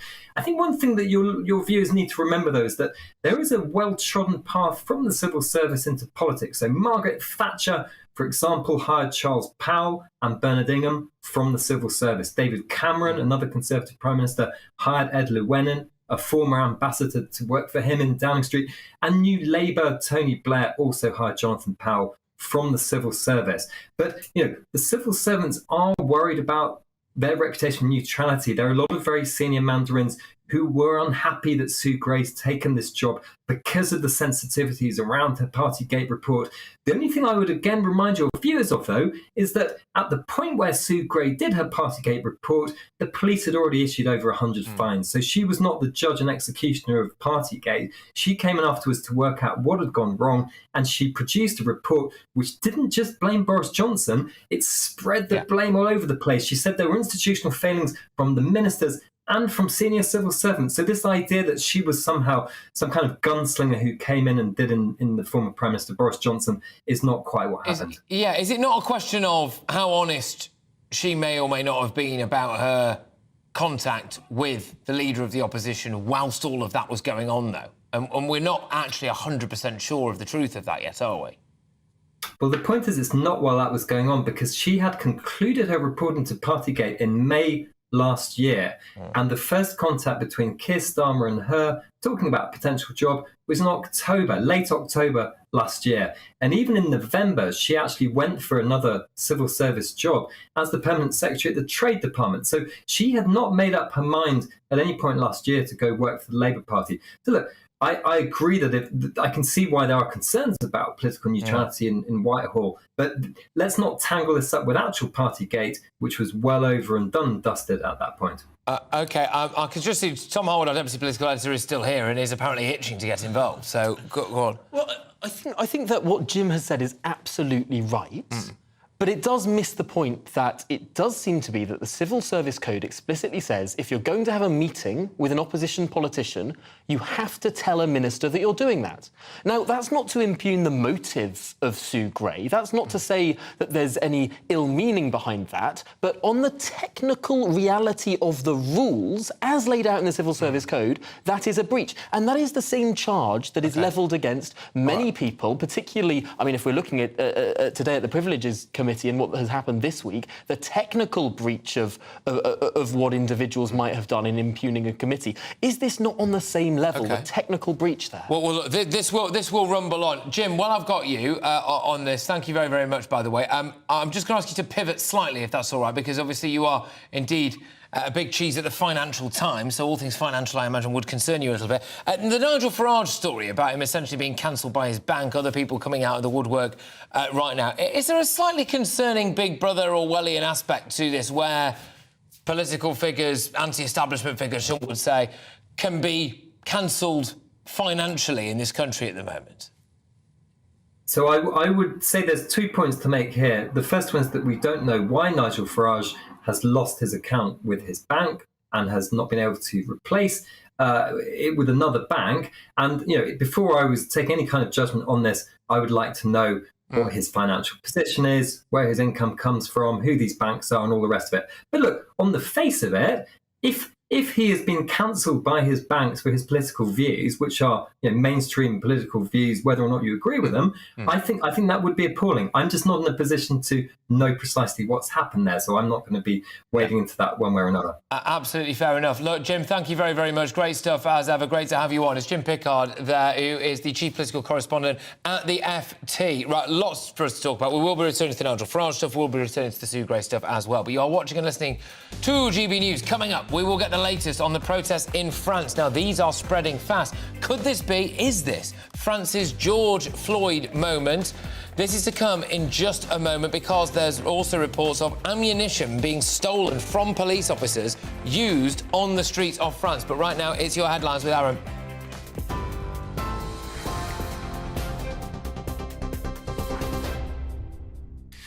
It is 4:33, Aaron Armstrong here in the GB newsroom.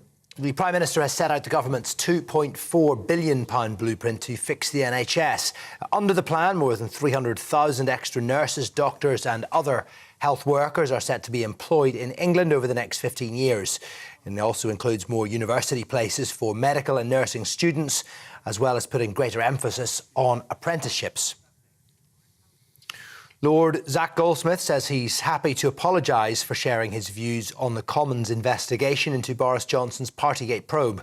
The Tory peers hit back after Rishi Sunak said he refused to apologise, saying his comments about the Privileges Committee were incompatible with his position as a minister. Lord Goldsmith has now admitted he shouldn't have commented publicly. In his resignation letter, he accused the government of climate change apathy, saying it made his role as Minister for International Environment untenable. A Cabinet Office source has told GB News they've no idea why Sue Gray's been cleared to start as Sir Keir Starmer's Chief of Staff. It's understood a written ministerial statement will be published as soon as Monday, saying the Partygate investigator broke civil service rules.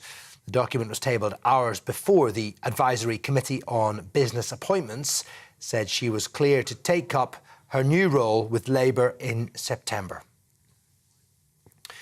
And British travellers to France are being warned they could face disruption, including possible curfews following widespread riots across the country. Buses and trams will stop nationwide from tonight. More than 200 police have been injured and at least 875 people arrested during a third night of violence. Protesters are demanding justice for a 17-year-old boy known only as Nahel M, who was shot dead by police during a traffic stop in Nanterre on Tuesday. The officer who fired the shot's been charged with voluntary homicide. That is it for the moment, though more on our stories available on our website. That's gbnews.com. Now, back to Patrick.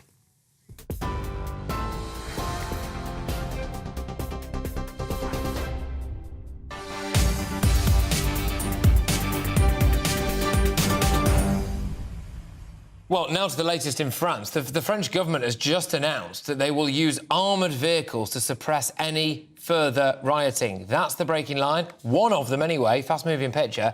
The French President Emmanuel Macron has held crisis talks this lunchtime. Nearly 900 people were arrested after a third night of rioting. He said the situation is unacceptable and unjustifiable. In just a second, I'm going to go to Paris. But right now, I've got Mark White, our Home and Security Editor, here. And Mark says that there are a couple of quite significant developments, actually. Go on.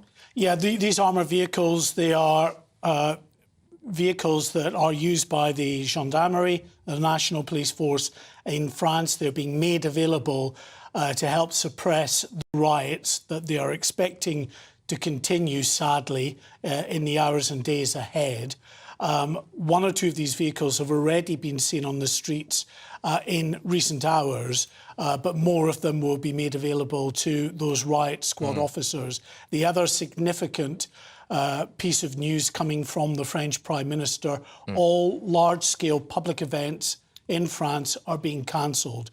One, because of... The whole of France. The whole of France.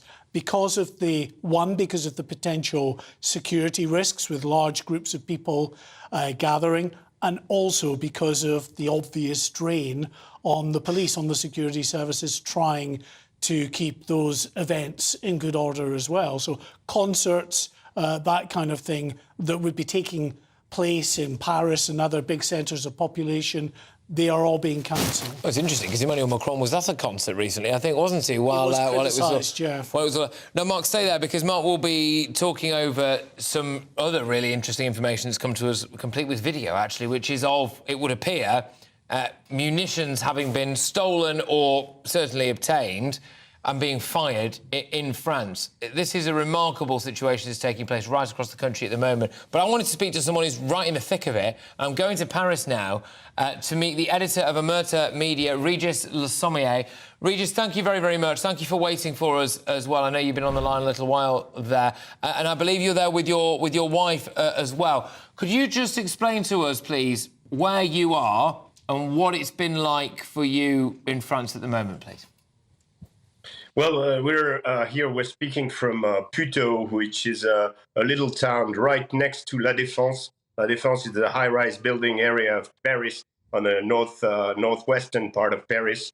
And we're located about less than a kilometer from Nanterre, where the whole thing started. So it's been particularly busy, especially last night in the area where in Puteaux itself, the police station was attacked. It was roughly around 1:30, 2 a.m., and we were waken up by firecrackers all over the place and smell of cart burning also. So it's been a very busy night for us here, and we're expecting, unfortunately, some more coming up tonight. And this is especially concerning because I do understand that that your wife there is pregnant as well. I mean, it must be very, very worrying for the both of you. Yes, of course. It's not a very comfortable situation. You're pregnant, you're worried about the future, about your baby. When you smell the car fired in the street, you're afraid about the situation. You hear the detonation. So no, it's not comfortable for a pregnant woman.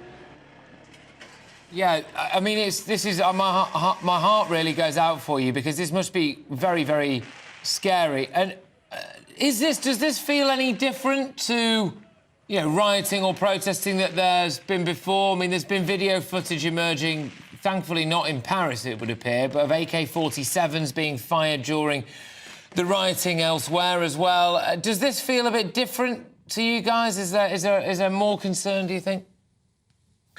We've seen some other riotings all over France, and especially with the Yellow Jackets was the last segment. That was about 2 years ago, and there's been also riotings in the suburbs in 2005, which was well widespread, and which the situation at the moment can be compared. However, the scope of it, in 2005, the government had sent about 10,000 policemen to tackle with the riots. This time around, they're sending 40,000. So the scope is quite different. The intensity also, you mentioned AK-47 being fired in Oyonnax, that's in the southeast of France. That's unseen before. And then, there's a couple of things like this that, especially, in our neighborhood is, known for being next to very, edgy neighborhoods, but it's never been like this in here before. So it's a brand new situation. People are, looking at each other in the streets. They don't really know what's going on, what will go on, especially they're expecting anxiously what's going to happen tonight. No doubt you are. And Oceane, can I ask you as well, what would your message be to the people who are taking to the streets this evening and potentially more violent clashes? What would you say to them? Every night is different. So some nights you expect that it will be more less pressure, and the police can do their work. But when you hear the sound, you're not feeling insecurity. So please stay at home. Stay at home and let do the government, the policy do their job. But every night is different. So. Is a little bit stressful, I'm not feeling good these days. Oh, well, it's terrible. It's terrible to hear that. Obviously, we wish you all the best. Regis, just one more question to you, if that's okay, which is, sure. What is really causing this? Is this some kind of race riot? Is this an issue? Yeah, just talk to me a bit about that, because obviously we're sat here in London and we're just seeing pictures. You're there, so what's going on? Yeah, well, you mentioned you're probably referring to a George Floyd moment that could be occurring in France. I would be very careful with the comparison with George Floyd and also with the race rioting situation. The policeman who killed this little boy, apparently the killer was not Caucasian ethnic. And the police, especially those who have been hired recently, are coming from the same suburbs as the people that are rioting. They listen to the same music. They're from the same generation. They just found a job in the police. So it's not a white-orientated troops of police facing ethnical, people from Maghreb or from Africa. So it's quite different. But, the level of violence that has been, occurring in the street of Nanterre with that little boy being killed is very entwined, along the line that the type of violence you meet with the suburbs and those suburbs, whether you're a policeman coming from these areas, or whether you're a rioter coming from these areas, you're used to that level of violence. So it's not exactly a racial tilted, situation. And what happened is that the problem was, and I said it on the first show that I did with you, is Emmanuel Macron was very unwise by saying, "Oh, it's the fault of the police." It was open, giving a blank check for the rioters to, you can riot and nothing is gonna happen to you. I'm very enraged also by remarks by Kylian footballers like Kylian Mbappe or Jules Koundé, who actually sided with the family and with this little boy, calling him an angel. This little boy was not an angel. Certainly there was not a reason to kill him, but he had a heavy record, and he was driving his car in a very, very dangerous manner. He almost hit two persons before being stopped by the police. That being said, it's not a reason, and I repeat to kill him, but it's not an angel. And I think these sport people and celebrities, especially people like Omar Sy, actor Omar Sy, he lives in the United States. We don't need these comments, which is giving more fuel to these already very, very tense situation. These people should stay away, and for Omar Sy, he should stay in the United States. He chose this country. He can stay over there. Look, strong stuff. Really, really great to talk to both of you. Good luck. Thank you, thank you, thank you. Thank you. And stay safe, both of you as well, as Regis Le Sommier and, of course, his wife Oceane there as well. He is the editor of Omerta Media. Look, Mark's still with me here, Mark White. Really good point, actually, that he's making there about this issue of it not being a race war as such, but clearly it's being stirred up by those, particularly, it seems, on the far left, who are suggesting that it is an issue of immigration and race, but also having a pop at Emmanuel Macron coming out and blaming the police officer without all the facts really being substantiated in this particular case. This is it. And you end up with this bizarre situation where thousands of people, tens of thousands of people take to the streets in an incredibly violent way, some of whom have got hold of AK-47s and potentially even nicked some of the police's weapons, to come out and protest about, all right, there's no way it would appear anyway that this lad maybe should have been killed by a police officer. I'm not trying to justify that. But this guy was clearly no angel to begin with. But, Mark, we have got some footage of some very concerning scenes involving quite heavy munitions. Yeah, so this is the city Oyonnax. Regis referred to it briefly there. It's in southeastern France, and it's images that have come out from last night, very concerning images that show two individuals firing what appear to be AK-47s. Let's take a look at that.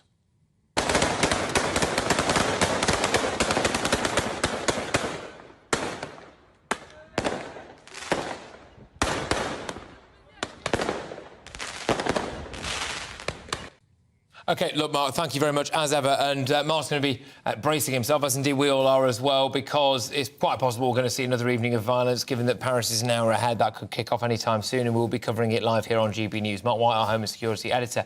You are with GB News. Coming up, 16 million Brits have been invited to go and live in Australia. I can think of a few reasons why you might want to leave the UK right now, but I'm going to be asking you, have you had enough of Britain? Patrick Christys on GB News. Believe it or not, Britain's news channel.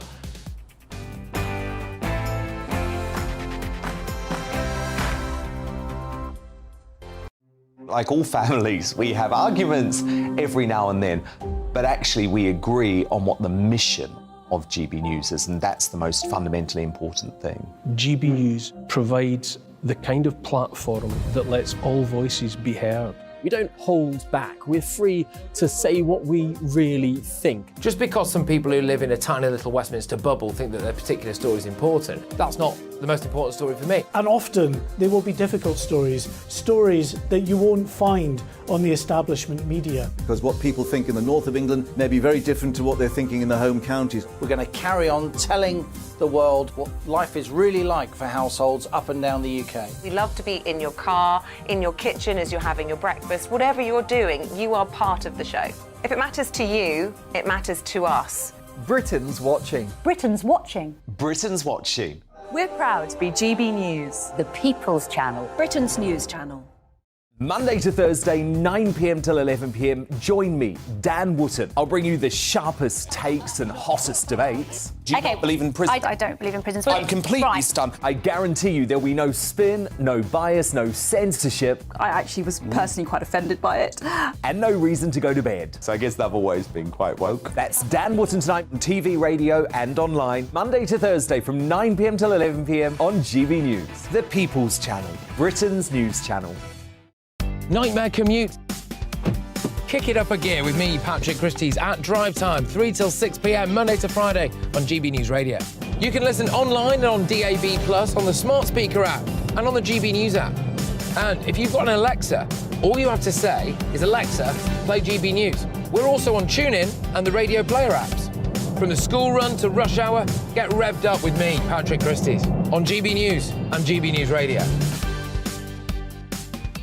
So Dewbs and Co, we tackle the issues of the day with real robust debate, both sides of the fence, battling it out with me in the middle with my forthright opinions and views. And often really interesting things happen because you start with a position and then by the end of the debate you find actually, well, I might not have thought about that one. What we need in this country is 2 new political parties. You should maybe think about doing a 2024 calendar. I'm Michelle Dewberry and I'm keeping you company right through until 7 o'clock this evening. GB News, the People's Channel, Britain's watching. Westminster is going around in ever-decreasing circles, followed by the media. Britain is broken. How on earth did we get into this mess? But more importantly, how do we get out of it? Join me at 7 p.m, Mondays to Thursdays on Farage, here on GB News. We will have open, rational debate. We've got to work out how Britain moves forward from this. Join us here on GB News, the People's Channel. Britain is watching. You've probably seen politicians interviewed 1,000 times, but we do it differently. We find out who they really are, we don't shout, we chat, and hopefully we bring a bit of light, not just heat. Did you know Kate Moss? Apparently.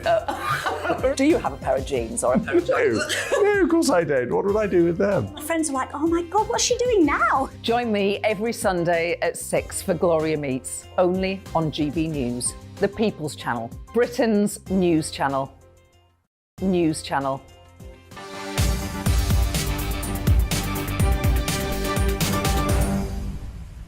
Loads of people walk around this country now and think, what the flipping heck has happened to Britain? Which is why I suspect the Australians are trying to swoop in and pinch not 1 million, not 2 million, no, 16 million Brits. A long-awaited amendment, apparently, which comes into force tomorrow, will see the work visa offered to people aged between 18 to 35 in Australia, a 5-year increase on the original limit of 30.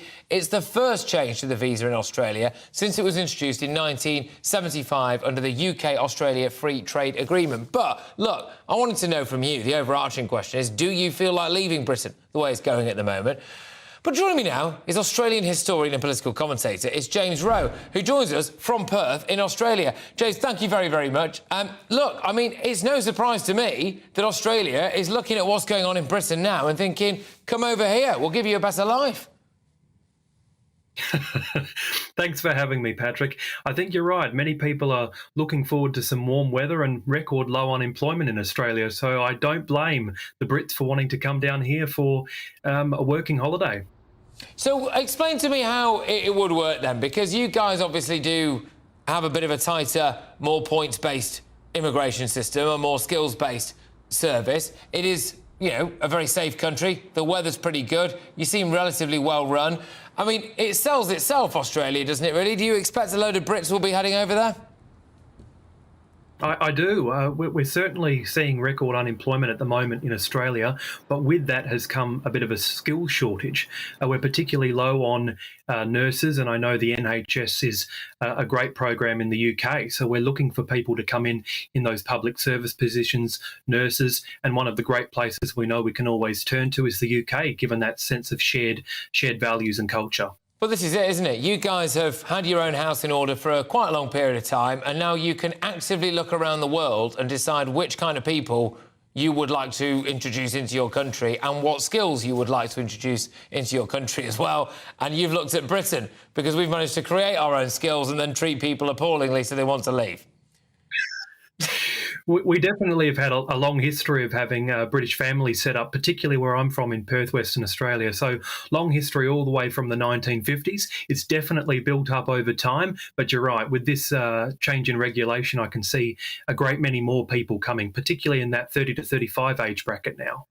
Well, look, I'll tell you what, I would normally be dead against this kind of thing because, I'm a very, very proud Brit and I would love to try to keep as many people here, and this national pride, I think, will probably stop me leaving. But, James, I've got to be honest with you, I can see that the way this country's being run at the minute, and you look at the opposition parties, and I think some people wandering around don't recognise Britain anymore. Australia, you recognise Australia when you walk around it. You've still got your culture, you've still got everything going for it, haven't you? It feels like a strong country.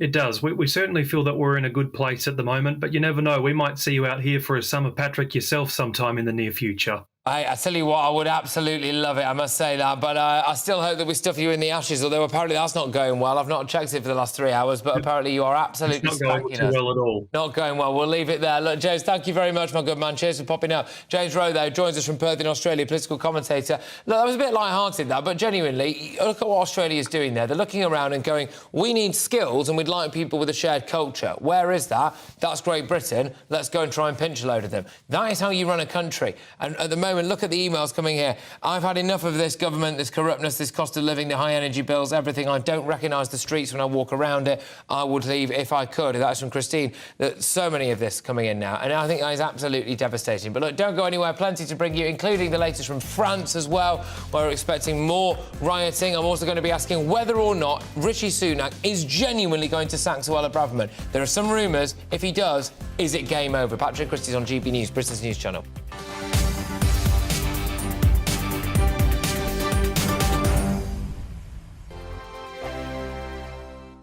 First and foremost, I am a GB News fan, and I was before I was working here. Just love the fact that we're asking the questions that a lot of establishment media won't ask. With a bit of a twist, we not only want to inform you, but we want to keep you entertained. It's worth the drive because you get in and the team's all ready and waiting, they're itching to go, and it's a proper little family. GB News is the people's channel. It's the audience that makes the programme sing. We're giving our viewers and our listeners a voice.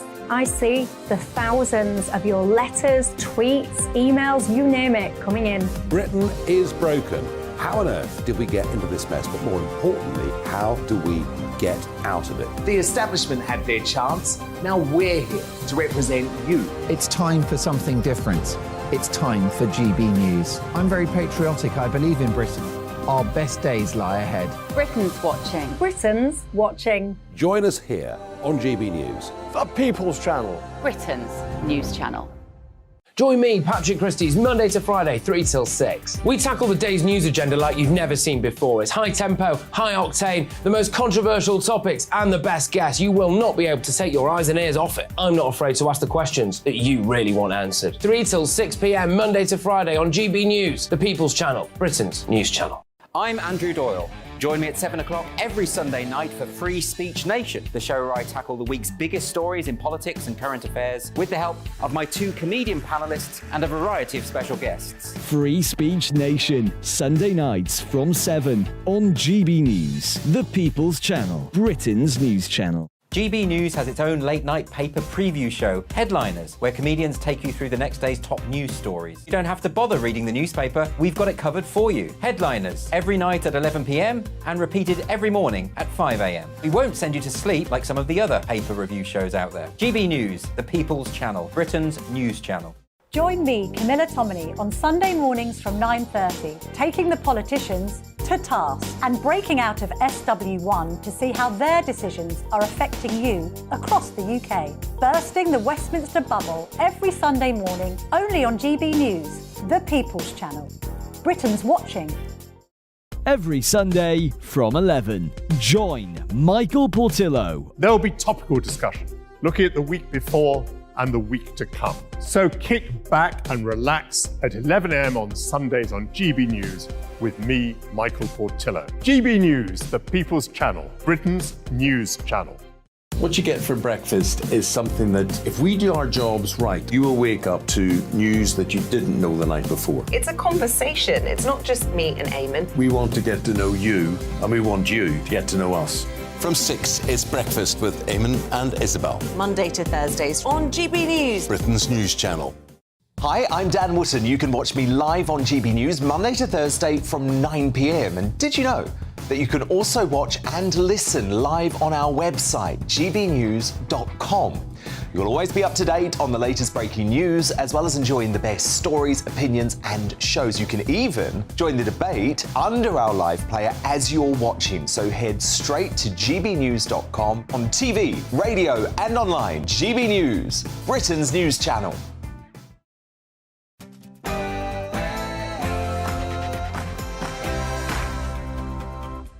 It's 5 p.m, it's Patrick Christys, it's GB News. Is it really true that Rishi Sunak is going to sack Suella Braverman? If he does, is that game over for Rishi? If, frankly, it isn't already. On that theme, though, is it time to just crack on with it, put us out of our misery, have a general election and see what happens? I think when it comes to the small boats illegal migration bill, they could just put that to the nation. I called for a referendum on it yesterday. Why not go the whole hog, put it to the nation, say this is what we stand on, vote for it or don't, and get something worse?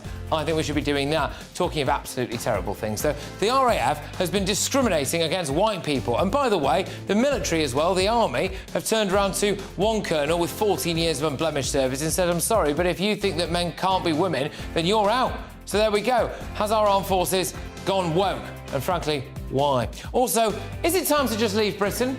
I certainly don't think so. But Australia are saying, well, you know what we can do over here? We can have a proper, points-based, skills-focused immigration system, and we're going to target people who speak the same language as us and have the same culture as us. So they're trying to poach 16 million Brits. When you walk around the streets of Britain at the moment, do you like what you see? Have you started to consider leaving Britain? And just one final one. Art sucks. Yeah, I said it. I don't like it. I don't get it. This thing that you're looking at here, you need to look at through a little microscope. Someone paid £50,000 for a plastic handbag, yeah, that you can't see with your... Art sucks. Patrick Christys, GB News.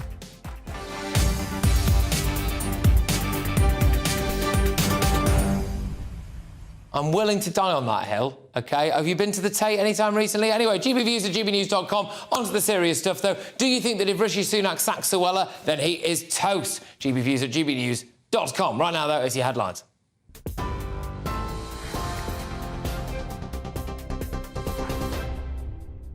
Very good evening to you. It's 2 minutes past 5 here in the GB newsroom. The government is aiming to employ 300,000 new staff in England as part of its NHS workforce plan. More doctors, nurses and other healthcare workers will be trained, in addition to creating more university places for medical and nursing students. And there will be a greater emphasis on apprenticeships. The 15-year plan aims to reduce reliance on international recruitment and agency staff. Prime Minister Rishi Sunak says it focuses on 3 key areas of reform. This is the NHS's own plan, and the government is proud to back it. Funding the expansion of education and training for the first 5 years in full, with over £2.4 billion of additional investment. You can trust this government with the NHS. The plan rests on 3 principles: train, retain and reform. Shadow Health Secretary Wes Streeting, though, says only Labour knows how to fix the NHS. After 13 years of catastrophic mismanagement of the NHS, which has bred the worst crisis in its history, I'm not surprised the Conservatives are looking to Labour and taking our workforce plan and running with it. I'm sure the country will do that at the next general election too.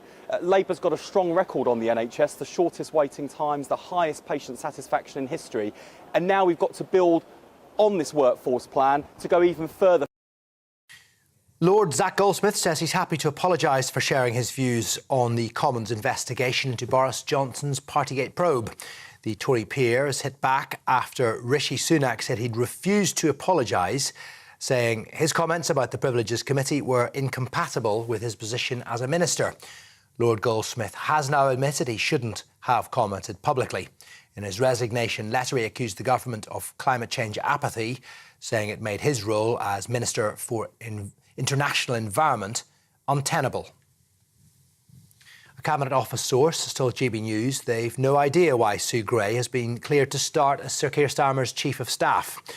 It's understood a written ministerial statement will be published as soon as Monday, saying the Partygate investigator broke civil service rules. The document was tabled hours before the Advisory Committee on Business Appointments said she was clear to take up her new role with Labour in September. British travellers to France are being warned to expect disruption, including curfews, as a result of the ongoing civil unrest. All large-scale events across the country are being cancelled, and armoured vehicles will be deployed to suppress the riots, which are expected to continue for a fourth night. Protesters are demanding justice for a 17-year-old known only as Nahel M, who was shot dead by police in Nanterre on Tuesday. The officer who fired the shots has been charged with voluntary homicide. All buses and trams have been stopped nationwide. That will take place from 9 p.m. local time tonight.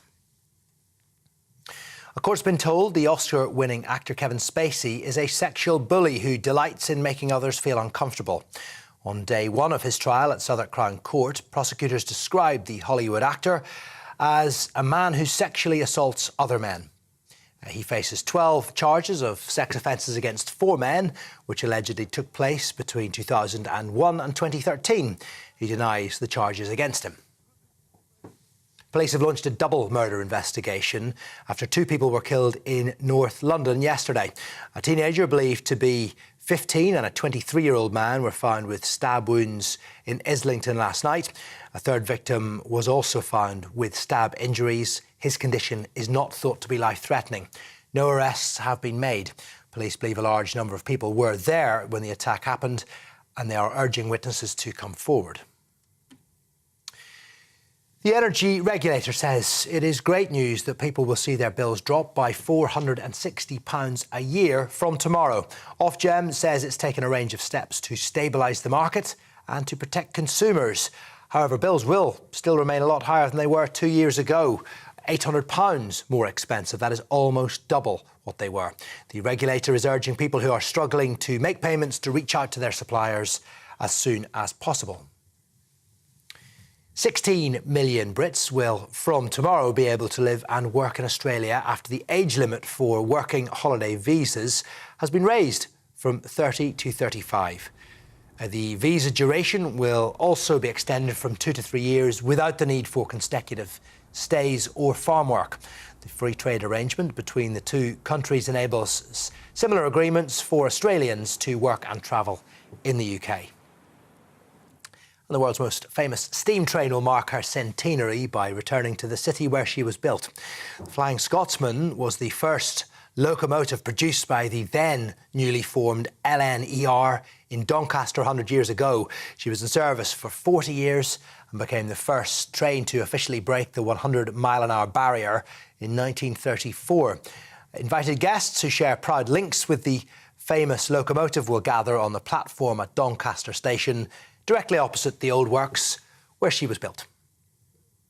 This is GB News, more as it happens and more in our later bulletins. But now it is back to Patrick.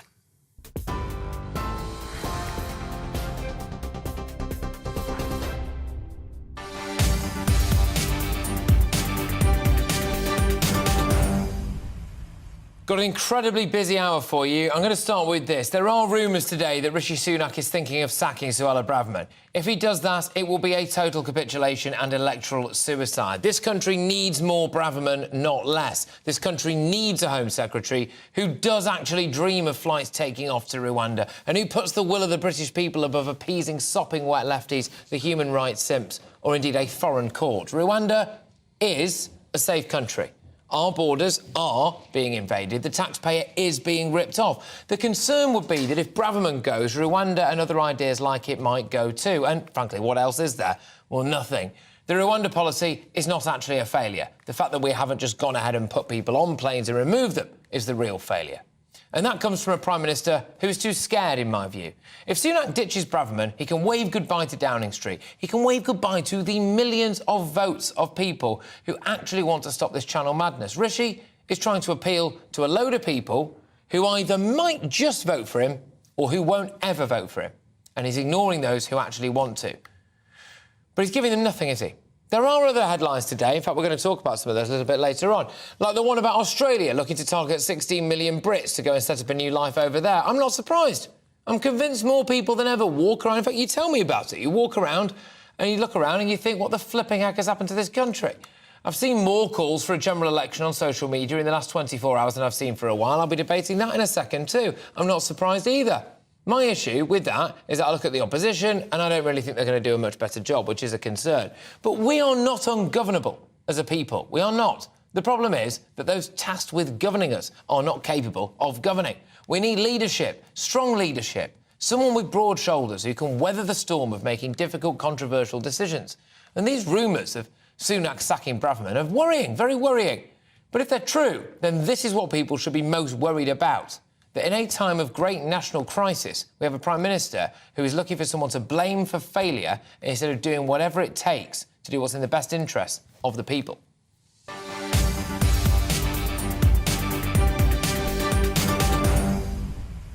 Those are my views, of course. Get yours coming in. gbviews@gbnews.com. Do you disagree with me? Do you think it's time for Suella to go? Do you think Sunak's doing a great job? Let me know. But it could well be curtains for Suella. Following yesterday's ruling on the Rwanda asylum policy being unlawful, there is, of course, the Supreme Court to decide, finally, on this situation. But it's just one of the many things that this government is battling at the moment. Inflation, cost of living, high debt, strikes, I could go on. And Sunak still has tensions within his own party over those people upset over the treatment of Boris Johnson. So is it time that Rishi just called a general election and put us all out of our misery? With me now is Paul Richards, former Labour Special Advisor, and columnist Emma Webb as well, political commentator. Right, who to talk? Ladies first, ladies first. Emma, I'll start with you. Do you think it's time for us to just crack on with a general election?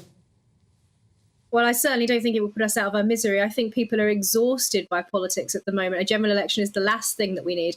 I think we should just let the Conservatives crack on with these by-elections that have to be gotten out of the way and then let this develop naturally. It's not that long until the next general election. We'll probably be at some point towards the middle to end of next year.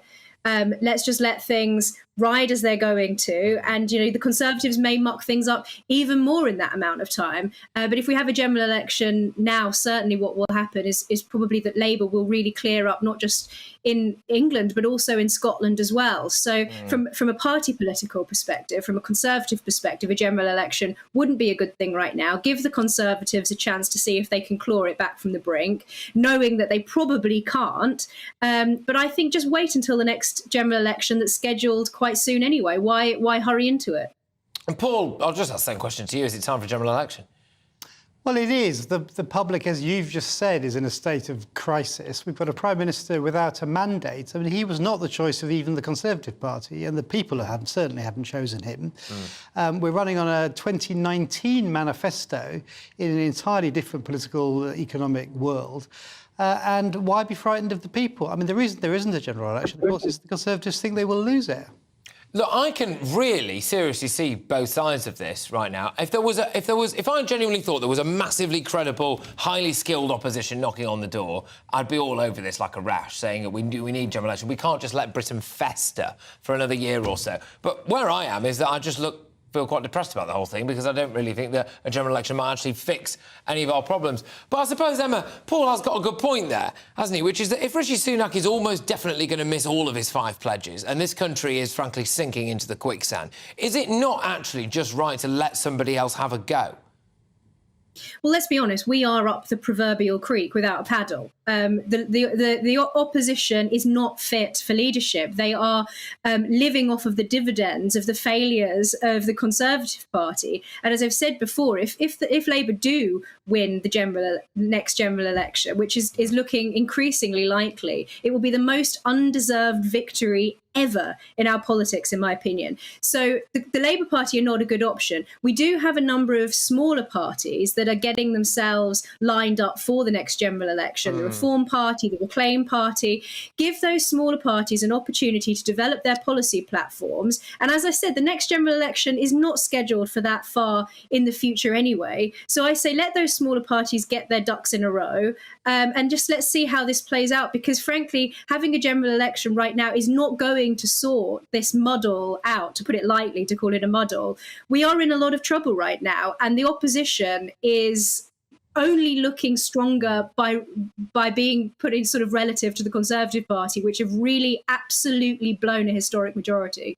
Yeah, I do think that Keir Starmer's biggest virtue at the moment is that he just continues to breathe and exist, and as long as that's happening, really, the Tory party are giving him the ammunition. Paul, I'll ask you. You know, when you obviously a Labour man, former Labour special advisor, and everything.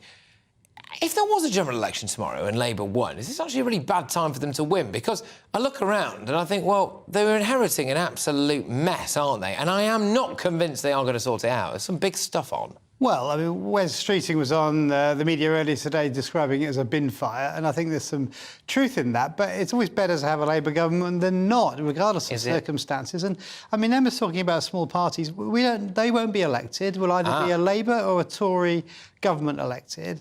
But I don't know who's going to win. You've all decided it's going to be Labour, but I don't believe that. Why not just put it to the people and let the people decide?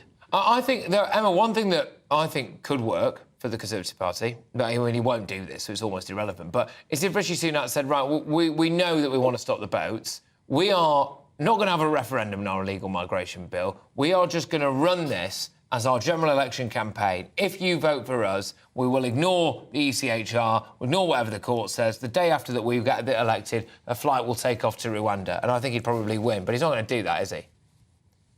No, but I'd vote for that, and I think many people would.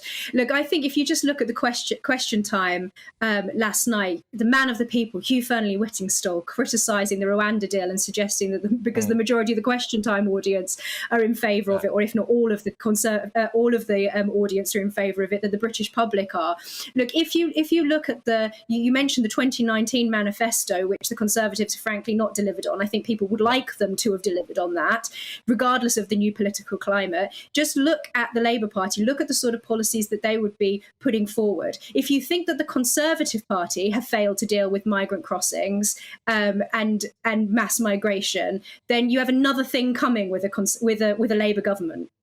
Well, I'm going to put that to you, Paul, that depressingly, no matter who wins the next general election, Britain's knackered.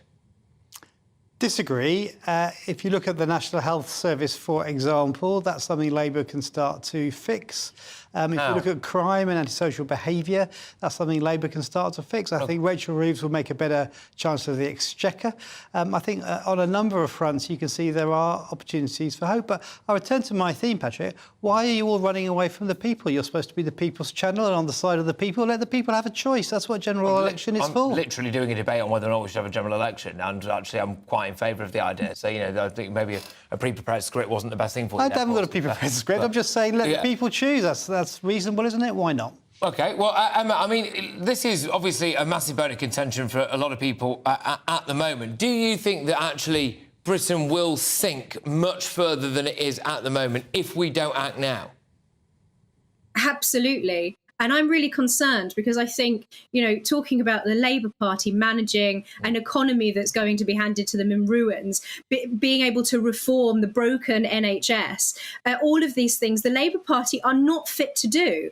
And so what we face without the Conservative Party is a horror show. And what we are currently facing with the Conservative Party is a horror show. So frankly, I think, you know, the situation is bleak, but just let the general election happen when it's scheduled to. The people are going to get an opportunity to cast their vote. Let me put the same question quickly to both of you now. Paul, would you be in favour of electoral reform? Yes. What kind? Some kind of electoral reform which gives the constituency link, but also a fair vote so people can have their votes reflected in who represents them. A PR type situation? It would be a form of PR. PR. Yeah. Emma, your view on that electoral reform? No, I'm not in favour of PR. No. I'm in favour of the current constituency-based first-past-the-post system, but I could be convinced. That, Emma, and maybe some of your small parties might get elected this too. This is interesting. One of the reasons I asked the question was about the small party thing, because I've got a prediction. We are you know, through the looking glass here, right? And I'll hold my hands up to it as we draw a close to this. But I would suspect that if Labour maybe just sneak in and they're propped up by someone like the Liberal Democrats, we could maybe end up with some kind of vote on proportional representation. I've got to be honest with you, I've massively shifted on this. I used to be bang in favour of first past the post, and I look around now at some of the other smaller parties, and I think, and this is from my anecdotal evidence of going out and about and talking to people, one of the big barriers for them voting for parties that they believe actually have their best issues at heart is that they just don't think there's any chance of them getting any seats. And I think there's so much underrepresentation going on at the minute. We could chat all day about this. Thank you very much. Anyway, both of you, great stuff. Emma Webb there, political commentator, presenter as well on GB News, and Paul Richards, former Labour Special Advisor and columnist. Good stuff. Get your views coming in, whether or not you think it is just time for a general election. In case you couldn't tell, I've just had enough, really. I think of everything that's going on at the moment. But talking of something else I've had enough of, Just Stop Oil. Yes, their quest to be taken seriously took a significant hit this week after one of their protests was disrupted. Bear in mind, I already showed you the footage of them getting a milk poured over them. Well, this new Just Stop Oil's just dropped. Here we go. They got disrupted by some drunk men on a stag do. Here's what's happened. Yes, play it. Come on.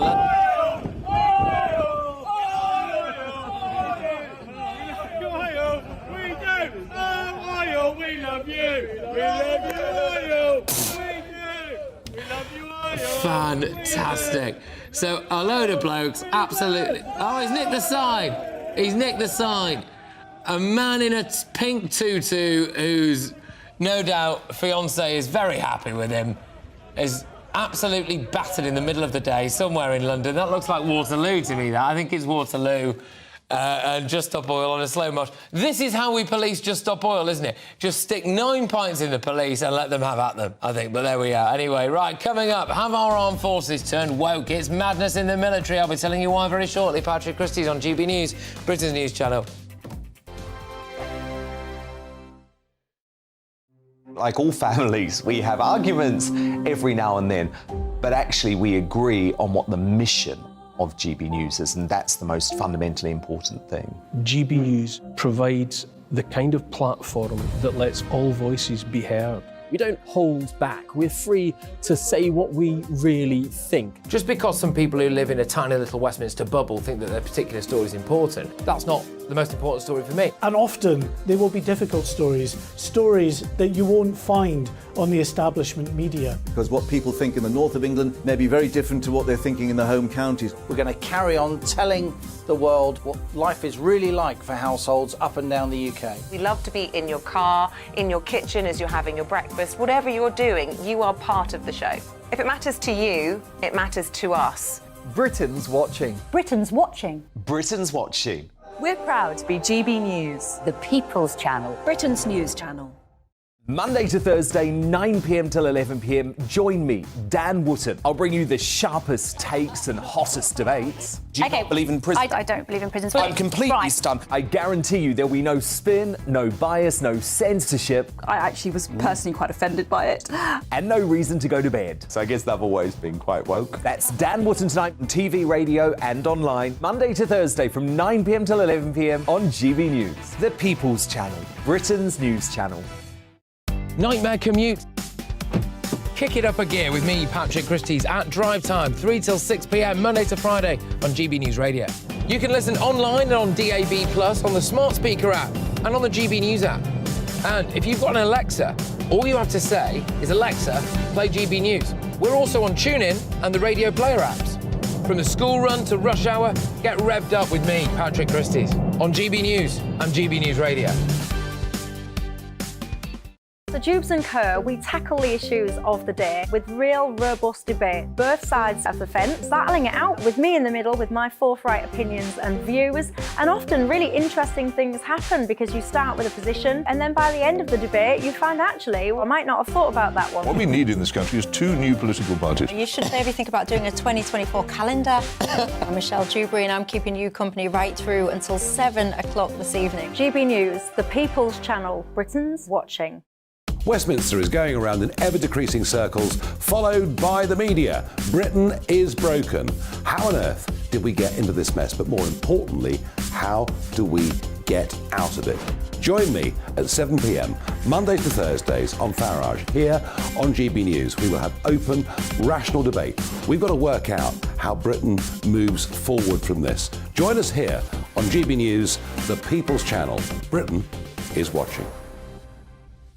You've probably seen politicians interviewed 1,000 times, but we do it differently. We find out who they really are, we don't shout, we chat, and hopefully we bring a bit of light, not just heat. Did you know Kate Moss? Apparently.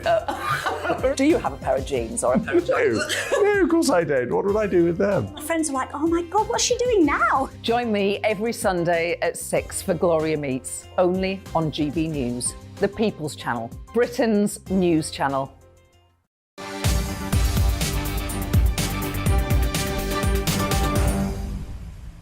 Madness in the British military. Yes, the head of the RAF has been made to apologise after an inquiry found that 31 white male aviators were discriminated against in favour of women and ethnic minority candidates over a 2-year period. And not just this. A colonel has claimed that he was forced to quit the army after he had the nerve to say, strap yourselves in, people, men cannot be women. Yes, a reservist commanding officer with 14 years of service, which included 2 tours of Afghanistan, quit because he said that men cannot be women. Where do I start? Joining us now is Alka Segal Cuthbert, founder of Don't Divide Us Now. Thank you very much for joining me. The reason this all started in the RAF was actually because they tried to introduce a diversity quota. And it was too ambitious, it was ridiculously ambitious, so it was unachievable.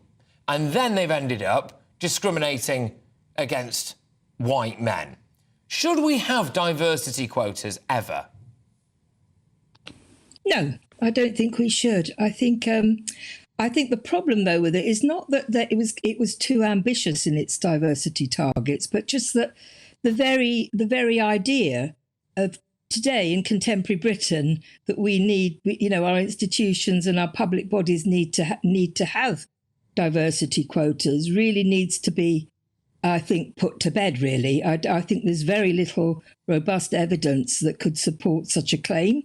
So I think what's happening is that a certain unfortunate, or I don't know whether it was deliberate or not, but wording in the Equality Act is being used by a minority of very committed ideologues and then by a sort of wider circle of people who perhaps are more unsure and less certain about what to do but want to be seen to be doing the right thing.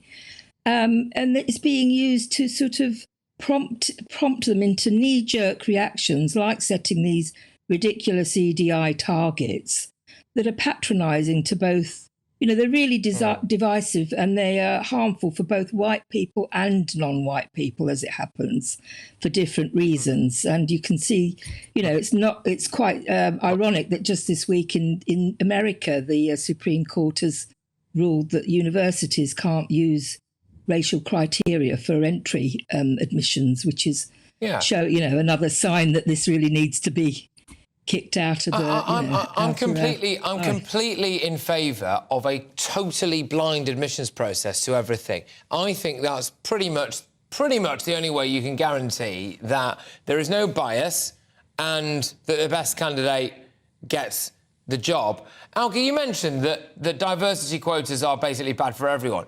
I mean, this is a specific example, an extreme example of how it is literally bad for everyone because it is, in my view, affected the defence of the realm, which should be terrifying considering the state that the world is in at the moment. But just explain to me why you think that, I don't want to put words in your mouth, but from what you were saying there, why you think that actually people who are ethnic minorities should not really be pushing for diversity quotas either. Just talk me through that. Yeah. Well, I mean, Patrick, we're now in the position today where someone like me, an ethnic minority, has to really kind of fight to be treated, to be taken as an equal. If I apply for certain jobs or posts in public life, and if they are ring-fenced or have some sort of, target around them, then, no matter what I say or do, my application will be seen first and foremost on the basis of my skin colour. My ethnicity. And to me, that is just utterly patronising.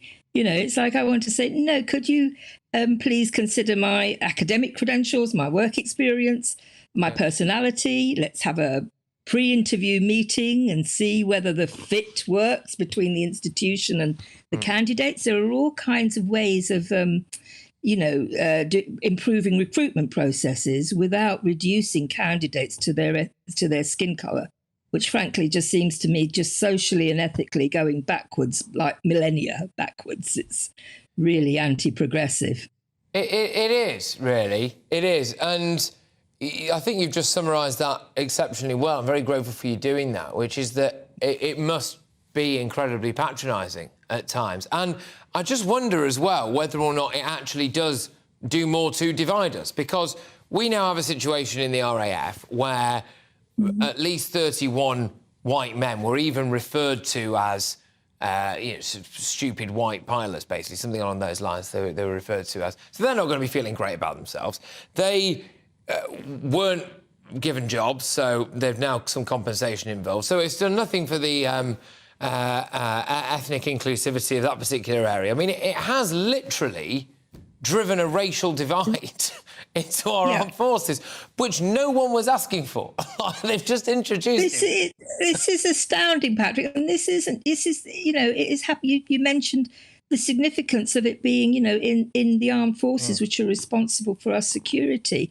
And that's terrible. But this is going through all our public life. We're getting examples of the same practices based on the same misuse, really lax and shoddy reading of the Equality Act to justify this kind of divisiveness in schools and nurseries. I mean, that's what are we telling the next generation there? It's just like we're telling the next generation to grow up feeling different and either feel guilty for an oppression that I don't think any toddler can be guilty of, or having felt oppressed, which I know a lot of our presenters here at GB News, Nana Akua speaks incredibly eloquently about this, and she gets very angry when anyone ever tells her that she's faced any kind of oppression. She finds that incredibly patronising.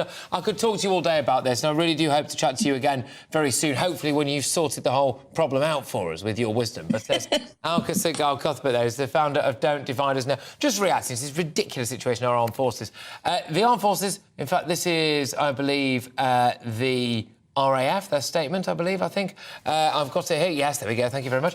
We now know that it did not, and I apologise unreservedly to all those affected. Some men were discriminated against. This is a statement from Sir Richard Knighton of the RAF, and he added that he accepts that some men were discriminated against. That group of 31 individuals who likely missed the opportunity to qualify for a £5,000 joining bonus at the RAF, those white men, have been identified and they've been offered the award, so compensated. Right, you're with me, Patrick Christys, on GB News. Plenty more to come. Loads on the latest from France as well. I'll be talking big time about that. And is it true? Is it true that Rishi is going to sack Suella, and what will all of that really mean? Oh, I'll also be telling you why I think art is naff. But now it's the headlines.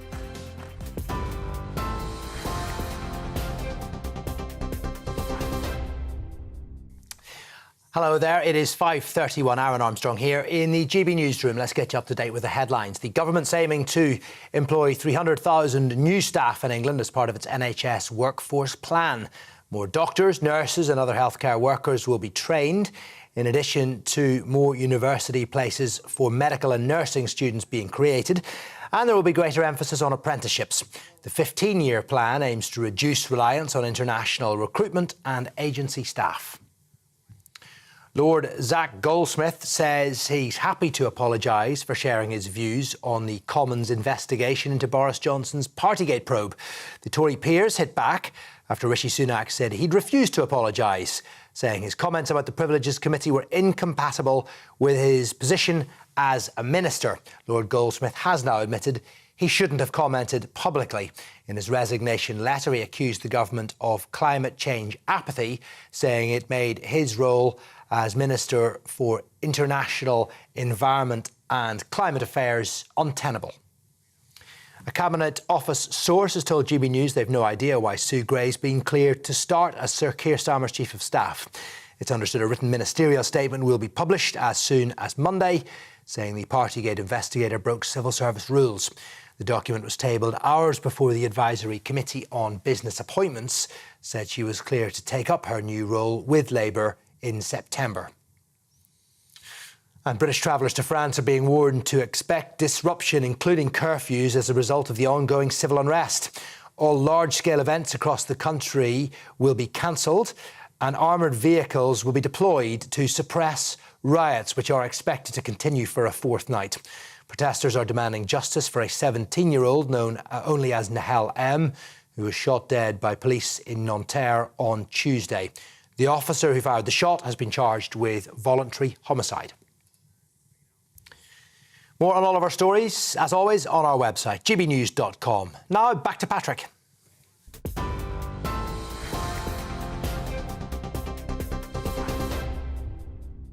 Direct Bullion sponsors the Finance Report on GB News for gold and silver investment.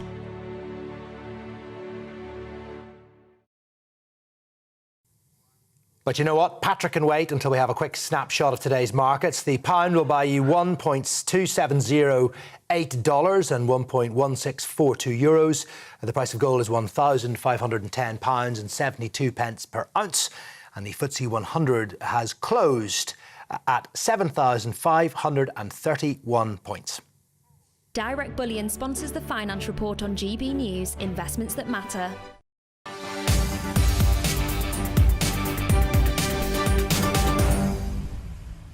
Indeed, Patrick waited. Now, millions of Brits are being given a chance to work down under after Australia extended its working holiday visa age limit. The longer-awaited amendment, which comes into force tomorrow, will see the work visa offered to people aged 18 to 35. It's an increase on the age of 30. So, look, basically, Australia are trying to pinch around 60 million Brits. I saw this story initially and I thought, OK, all right, fine, it's a work placement offer. And then it actually got me thinking, I know quite a few people who are moving to Australia, and I get emails in every single day from people who say, I love Britain, it's my country, I'm passionate about it, but I just don't really recognise it anymore, and they're concerned about the direction that it's going, and they fancy something a bit new. I'm just going to read this quickly now. You know, Valerie's been on. I am English born and bred. I now feel like a stranger in my own country. Sandra's been on. If I was in my 30s, I'd be off to Oz. I don't blame anyone for considering it.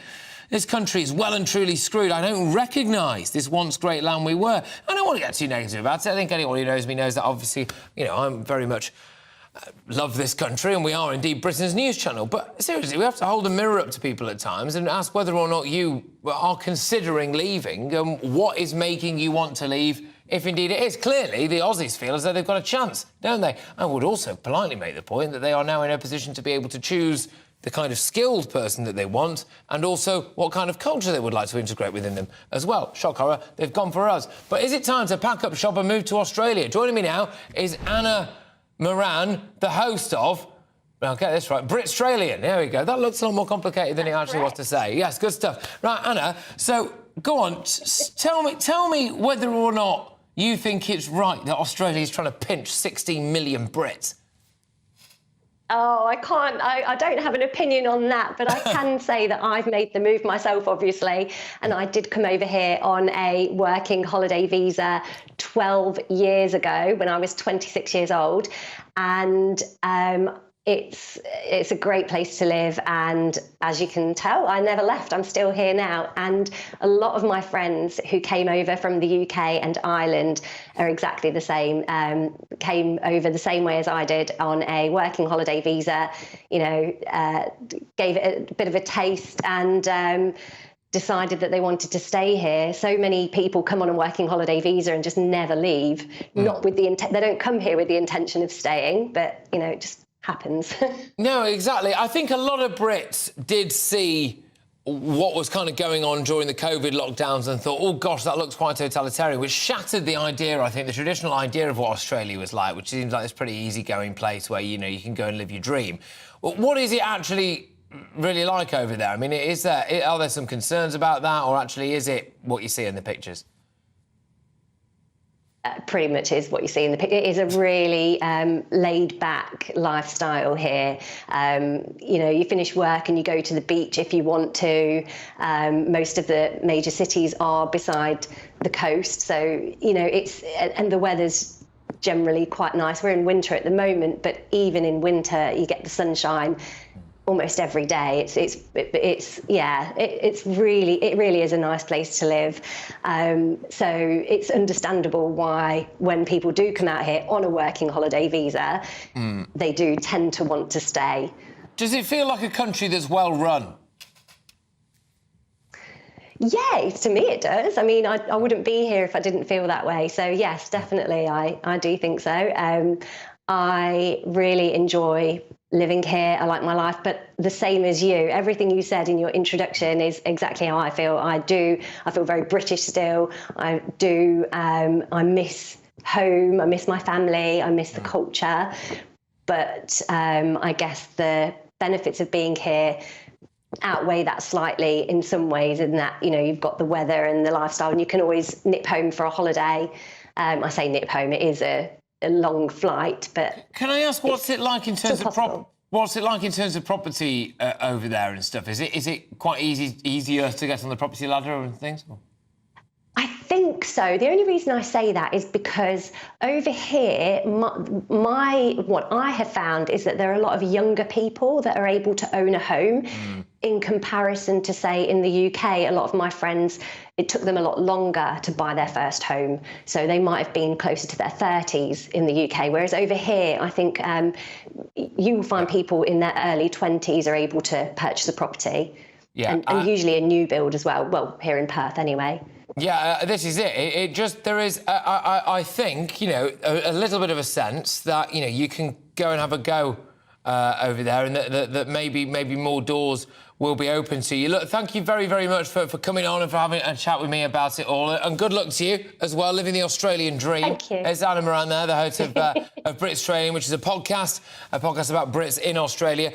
And look, you know, the reason why I wanted to do this on the show now was because I do get a lot of emails every day from people who are, you know, proud Brits who seem to be despairing about the state of the country at the moment. I do very much see it as, you know, people who are here, it's our job to try to make it a bit better for ourselves, isn't it? But when you look around and maybe think, well, good grief, you know, we've been running to the ground a little bit, and it can get a bit depressing, can't it? And Australia, unsurprisingly, have picked up on this, and they are looking at British people who've got, you know, great education, great qualifications, basically going to reap all the rewards of the kind of society that we could have created by saying, do you want a little bit more money in a house? Do you come to Australia where the weather's a bit nicer? I just think this is an absolutely damning state of affairs at the moment.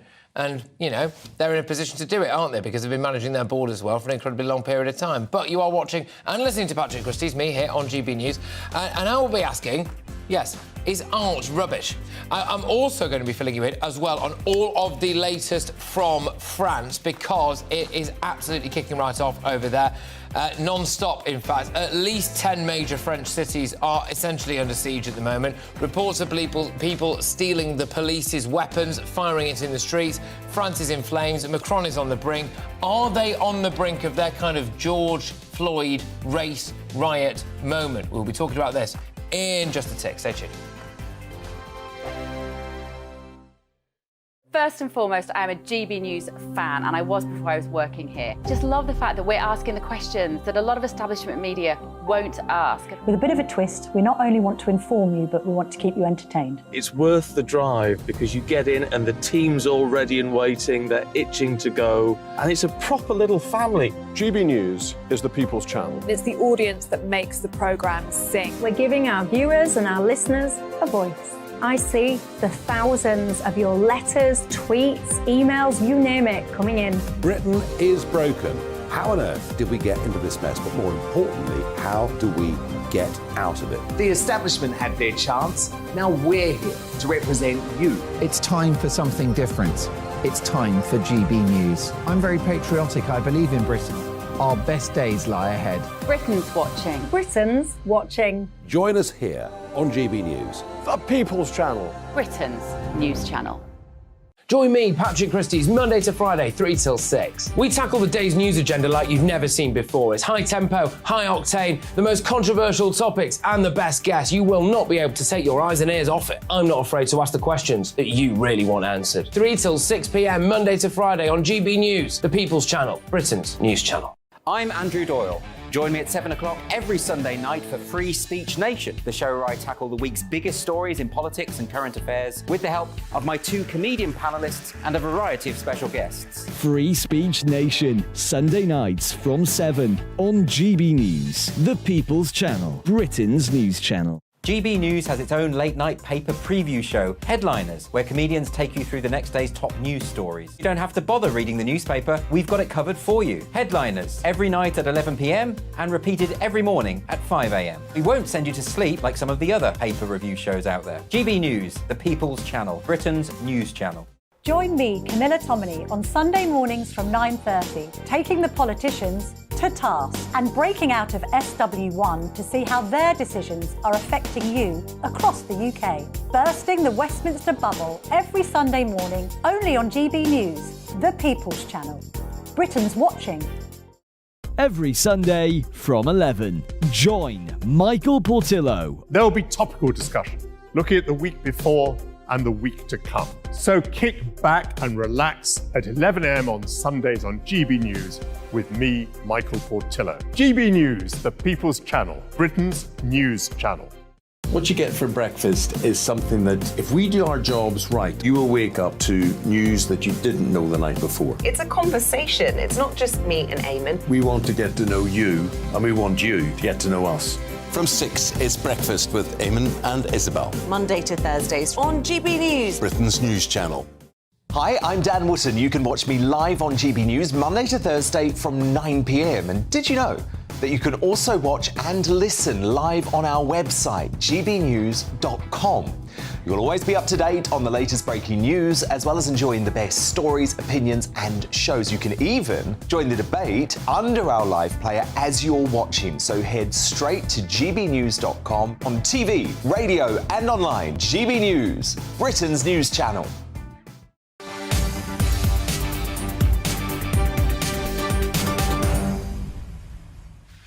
Okay, welcome back. Now, very shortly, I'm going to be telling you why I think art is rubbish.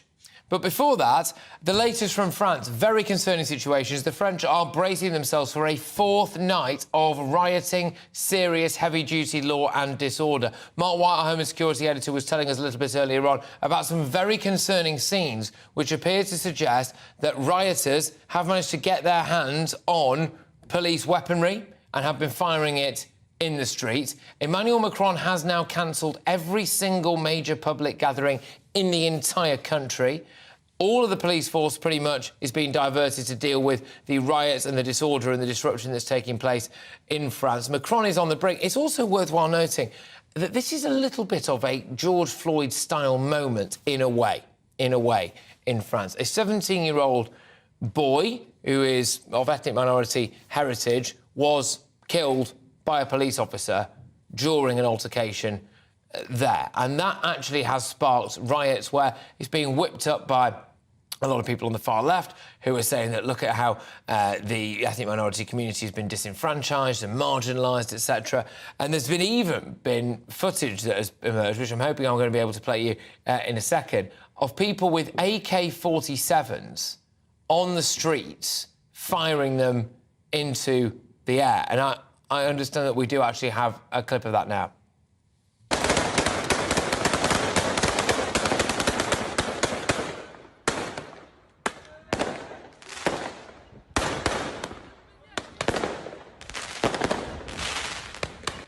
Yeah, and this is not going away anytime soon. There's been a huge amount of information coming out to say that this situation is going to get worse, and France is, as I've said, bracing itself for more extreme situations. Cars have been burning in the streets as well. It's been absolutely bonkers what's been going on over there. Emily Carver joins me now, who is going to be hosting Dewbs and Co very, very shortly. Emily, thank you very much. We're just going to have a little bit of a chat about this, because it's devastating to see what's been going on in France. I believe we have some more footage as well of some stuff that's just come our way now. So just have a look at this. This is what's been taking place in France.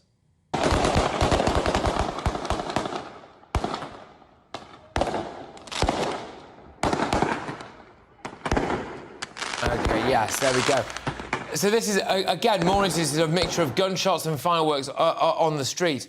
And Emily, this doesn't appear to be going away anytime soon whatsoever, what's been happening in France. And in fact, the situation may well get worse. People are saying that it's kind of on the brink of full-scale race riots, class riots, etc. Deeply concerning. The entire French police force, basically, is bracing itself for another evening of violence. Certainly seems to have a lot of momentum. Terrifying stuff, really. I heard you earlier talking to a couple out in France, I think, and they were, well, scared, frankly. Wouldn't you be, watching that out of your window? Those people living around in these areas, and it's not just Paris, it's across the entirety of France. This is scary stuff, and Macron, I don't know what he's going to do. I don't believe that he's announced a state of emergency yet. Which is but ridiculous. Curfews across the country. It's ridiculous.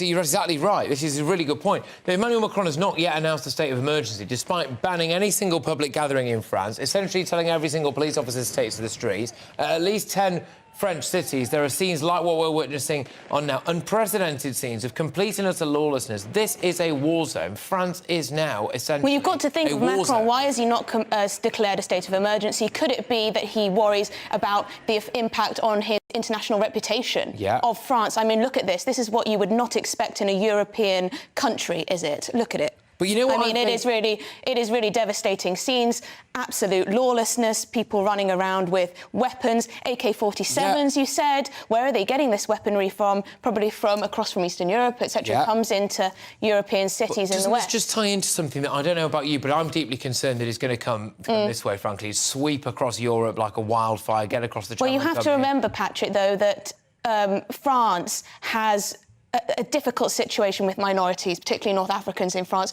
not as well integrated as this country. But I do, and I'll be talking about this on Dewbs and Co, I do fear that we could see similar in this country. We could have a George Floyd moment. We saw in 2011 there were race riots after a killing of a young man too by the police. Could we see something similar here? But I don't know what Macron is going to do to get this under control. We've seen mass arrests, haven't we?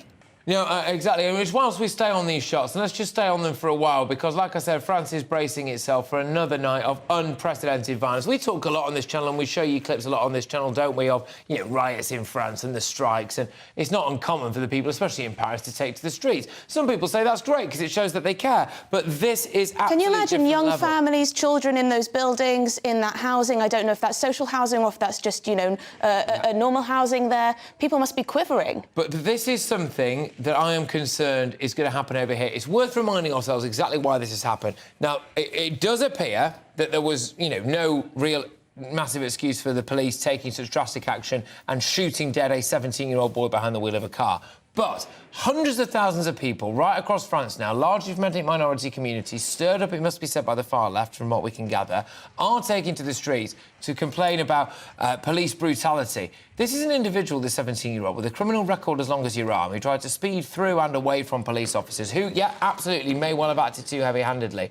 But when we look at this now, I just can't help but wonder whether or not you see what a powder keg situation it is, and Emily, whether or not that kind of thing could happen over here. I think it's very difficult. We are so divided when we look at these kind of situations. You have left-wing commentators saying that this is the consequence of racism, that this is the natural consequence of a racist police force. You have people on the right saying that there are left-wing people whipping up this kind of division. But France does have difficulties. You do have in the banlieue, in the suburbs, concentrated ethnic minority areas, and then you have white central areas of Paris. Never the two do meet. This is, as a lot of people are identifying now, quite possibly what happens when you have massive levels of immigration without integration, and that situation is allowed to fester over a very long period of time, and then you end up with an explosion, quite literally in some cases, like this. Just quickly, Emily, before I go to something a bit lighter, it's fair to say, to round off the show, what will you be having on Dewbs and Co this evening? Well, we are going to be discussing this a little bit more. We're also going to be discussing Suella Braverman. Will that Rwanda policy ever come to fruition? Will those planes ever take off? Do you think they should, or do we need to try a different tactic? We're also going to be talking about the NHS. Is it savable? Oh, God. Well, should we even try to save it? Should we even try to save the NHS? These are top topics. Right, well, make sure you stay tuned there. Yes, I did promise you something a little bit lighter to finish the show, so let's do it. I was telling you why I think art is naff. And it's because, yes, but keep a breaking news strap on. There's breaking news. Patrick Christys' art is naff. Anyway, a tiny handbag, which is smaller than a grain of salt, has sold for more than $63,000. The Louis Vuitton branded bag by Brooklyn-based art collective MSc. Coming up. Yeah, you're not getting this. Only measures 657 by 200... It's tiny. You need a telescope to see it. It's sold alongside, indeed, a microscope that features a built-in digital display in order for the buyer to view the image. Joining me now to discuss this very briefly is cultural commentator Richard Fitzwilliams. Richard Fitzwilliams, art is naff.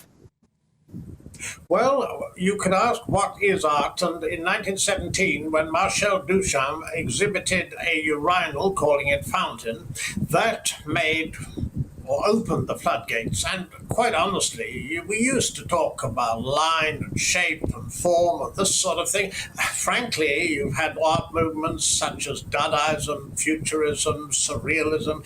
You've had basically conceptual art means or can mean that practically anything is art. Indeed, I was looking up The Guardian art critic in 2015 wrote a piece about rubbish being art simply because cleaners very often scooped up unintentionally works of art, and the facts were that this was provoking them. The whole point with a lot of art is that they want to promote, to shock, to the sensational aspect of it. The other point is, of course, the art dealers. So if they're prepared to pay that, that, of course, to raise its profile. That's why we're talking about it. Exactly. Look, Richard, thank you very much. I am very sorry that it's such a short, sweet way to end the show, but I'm afraid we are out of time. We've had a lot on. Richard Fitzwilliams there, cultural commentator.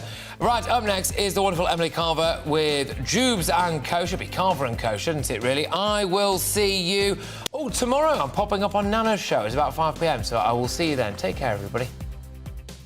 Good afternoon. After a fairly drab Friday, brighter skies for most of us this weekend, a bit of sunshine, a few showers mostly across the north and some strong winds at times across northern Scotland. That's going to be created by this area of low pressure, which is gradually just moving in. It's going to stick around through the weekend, but across the far north. These weather fronts have moved in through the day, but they will be pulling away and taking the rain with them. But not yet. It's a pretty soggy evening out there, some heavy bursts of rain in places, and it'll stay overcast, rain and drizzle on and off for much of the evening, only slowly easing off that rain, particularly in the eastern areas as we go through the early hours. Quite a warm, humid night, temperatures sticking up 15, 16 degrees, a little cooler further north and west, but still mostly in the teens to start the weekend.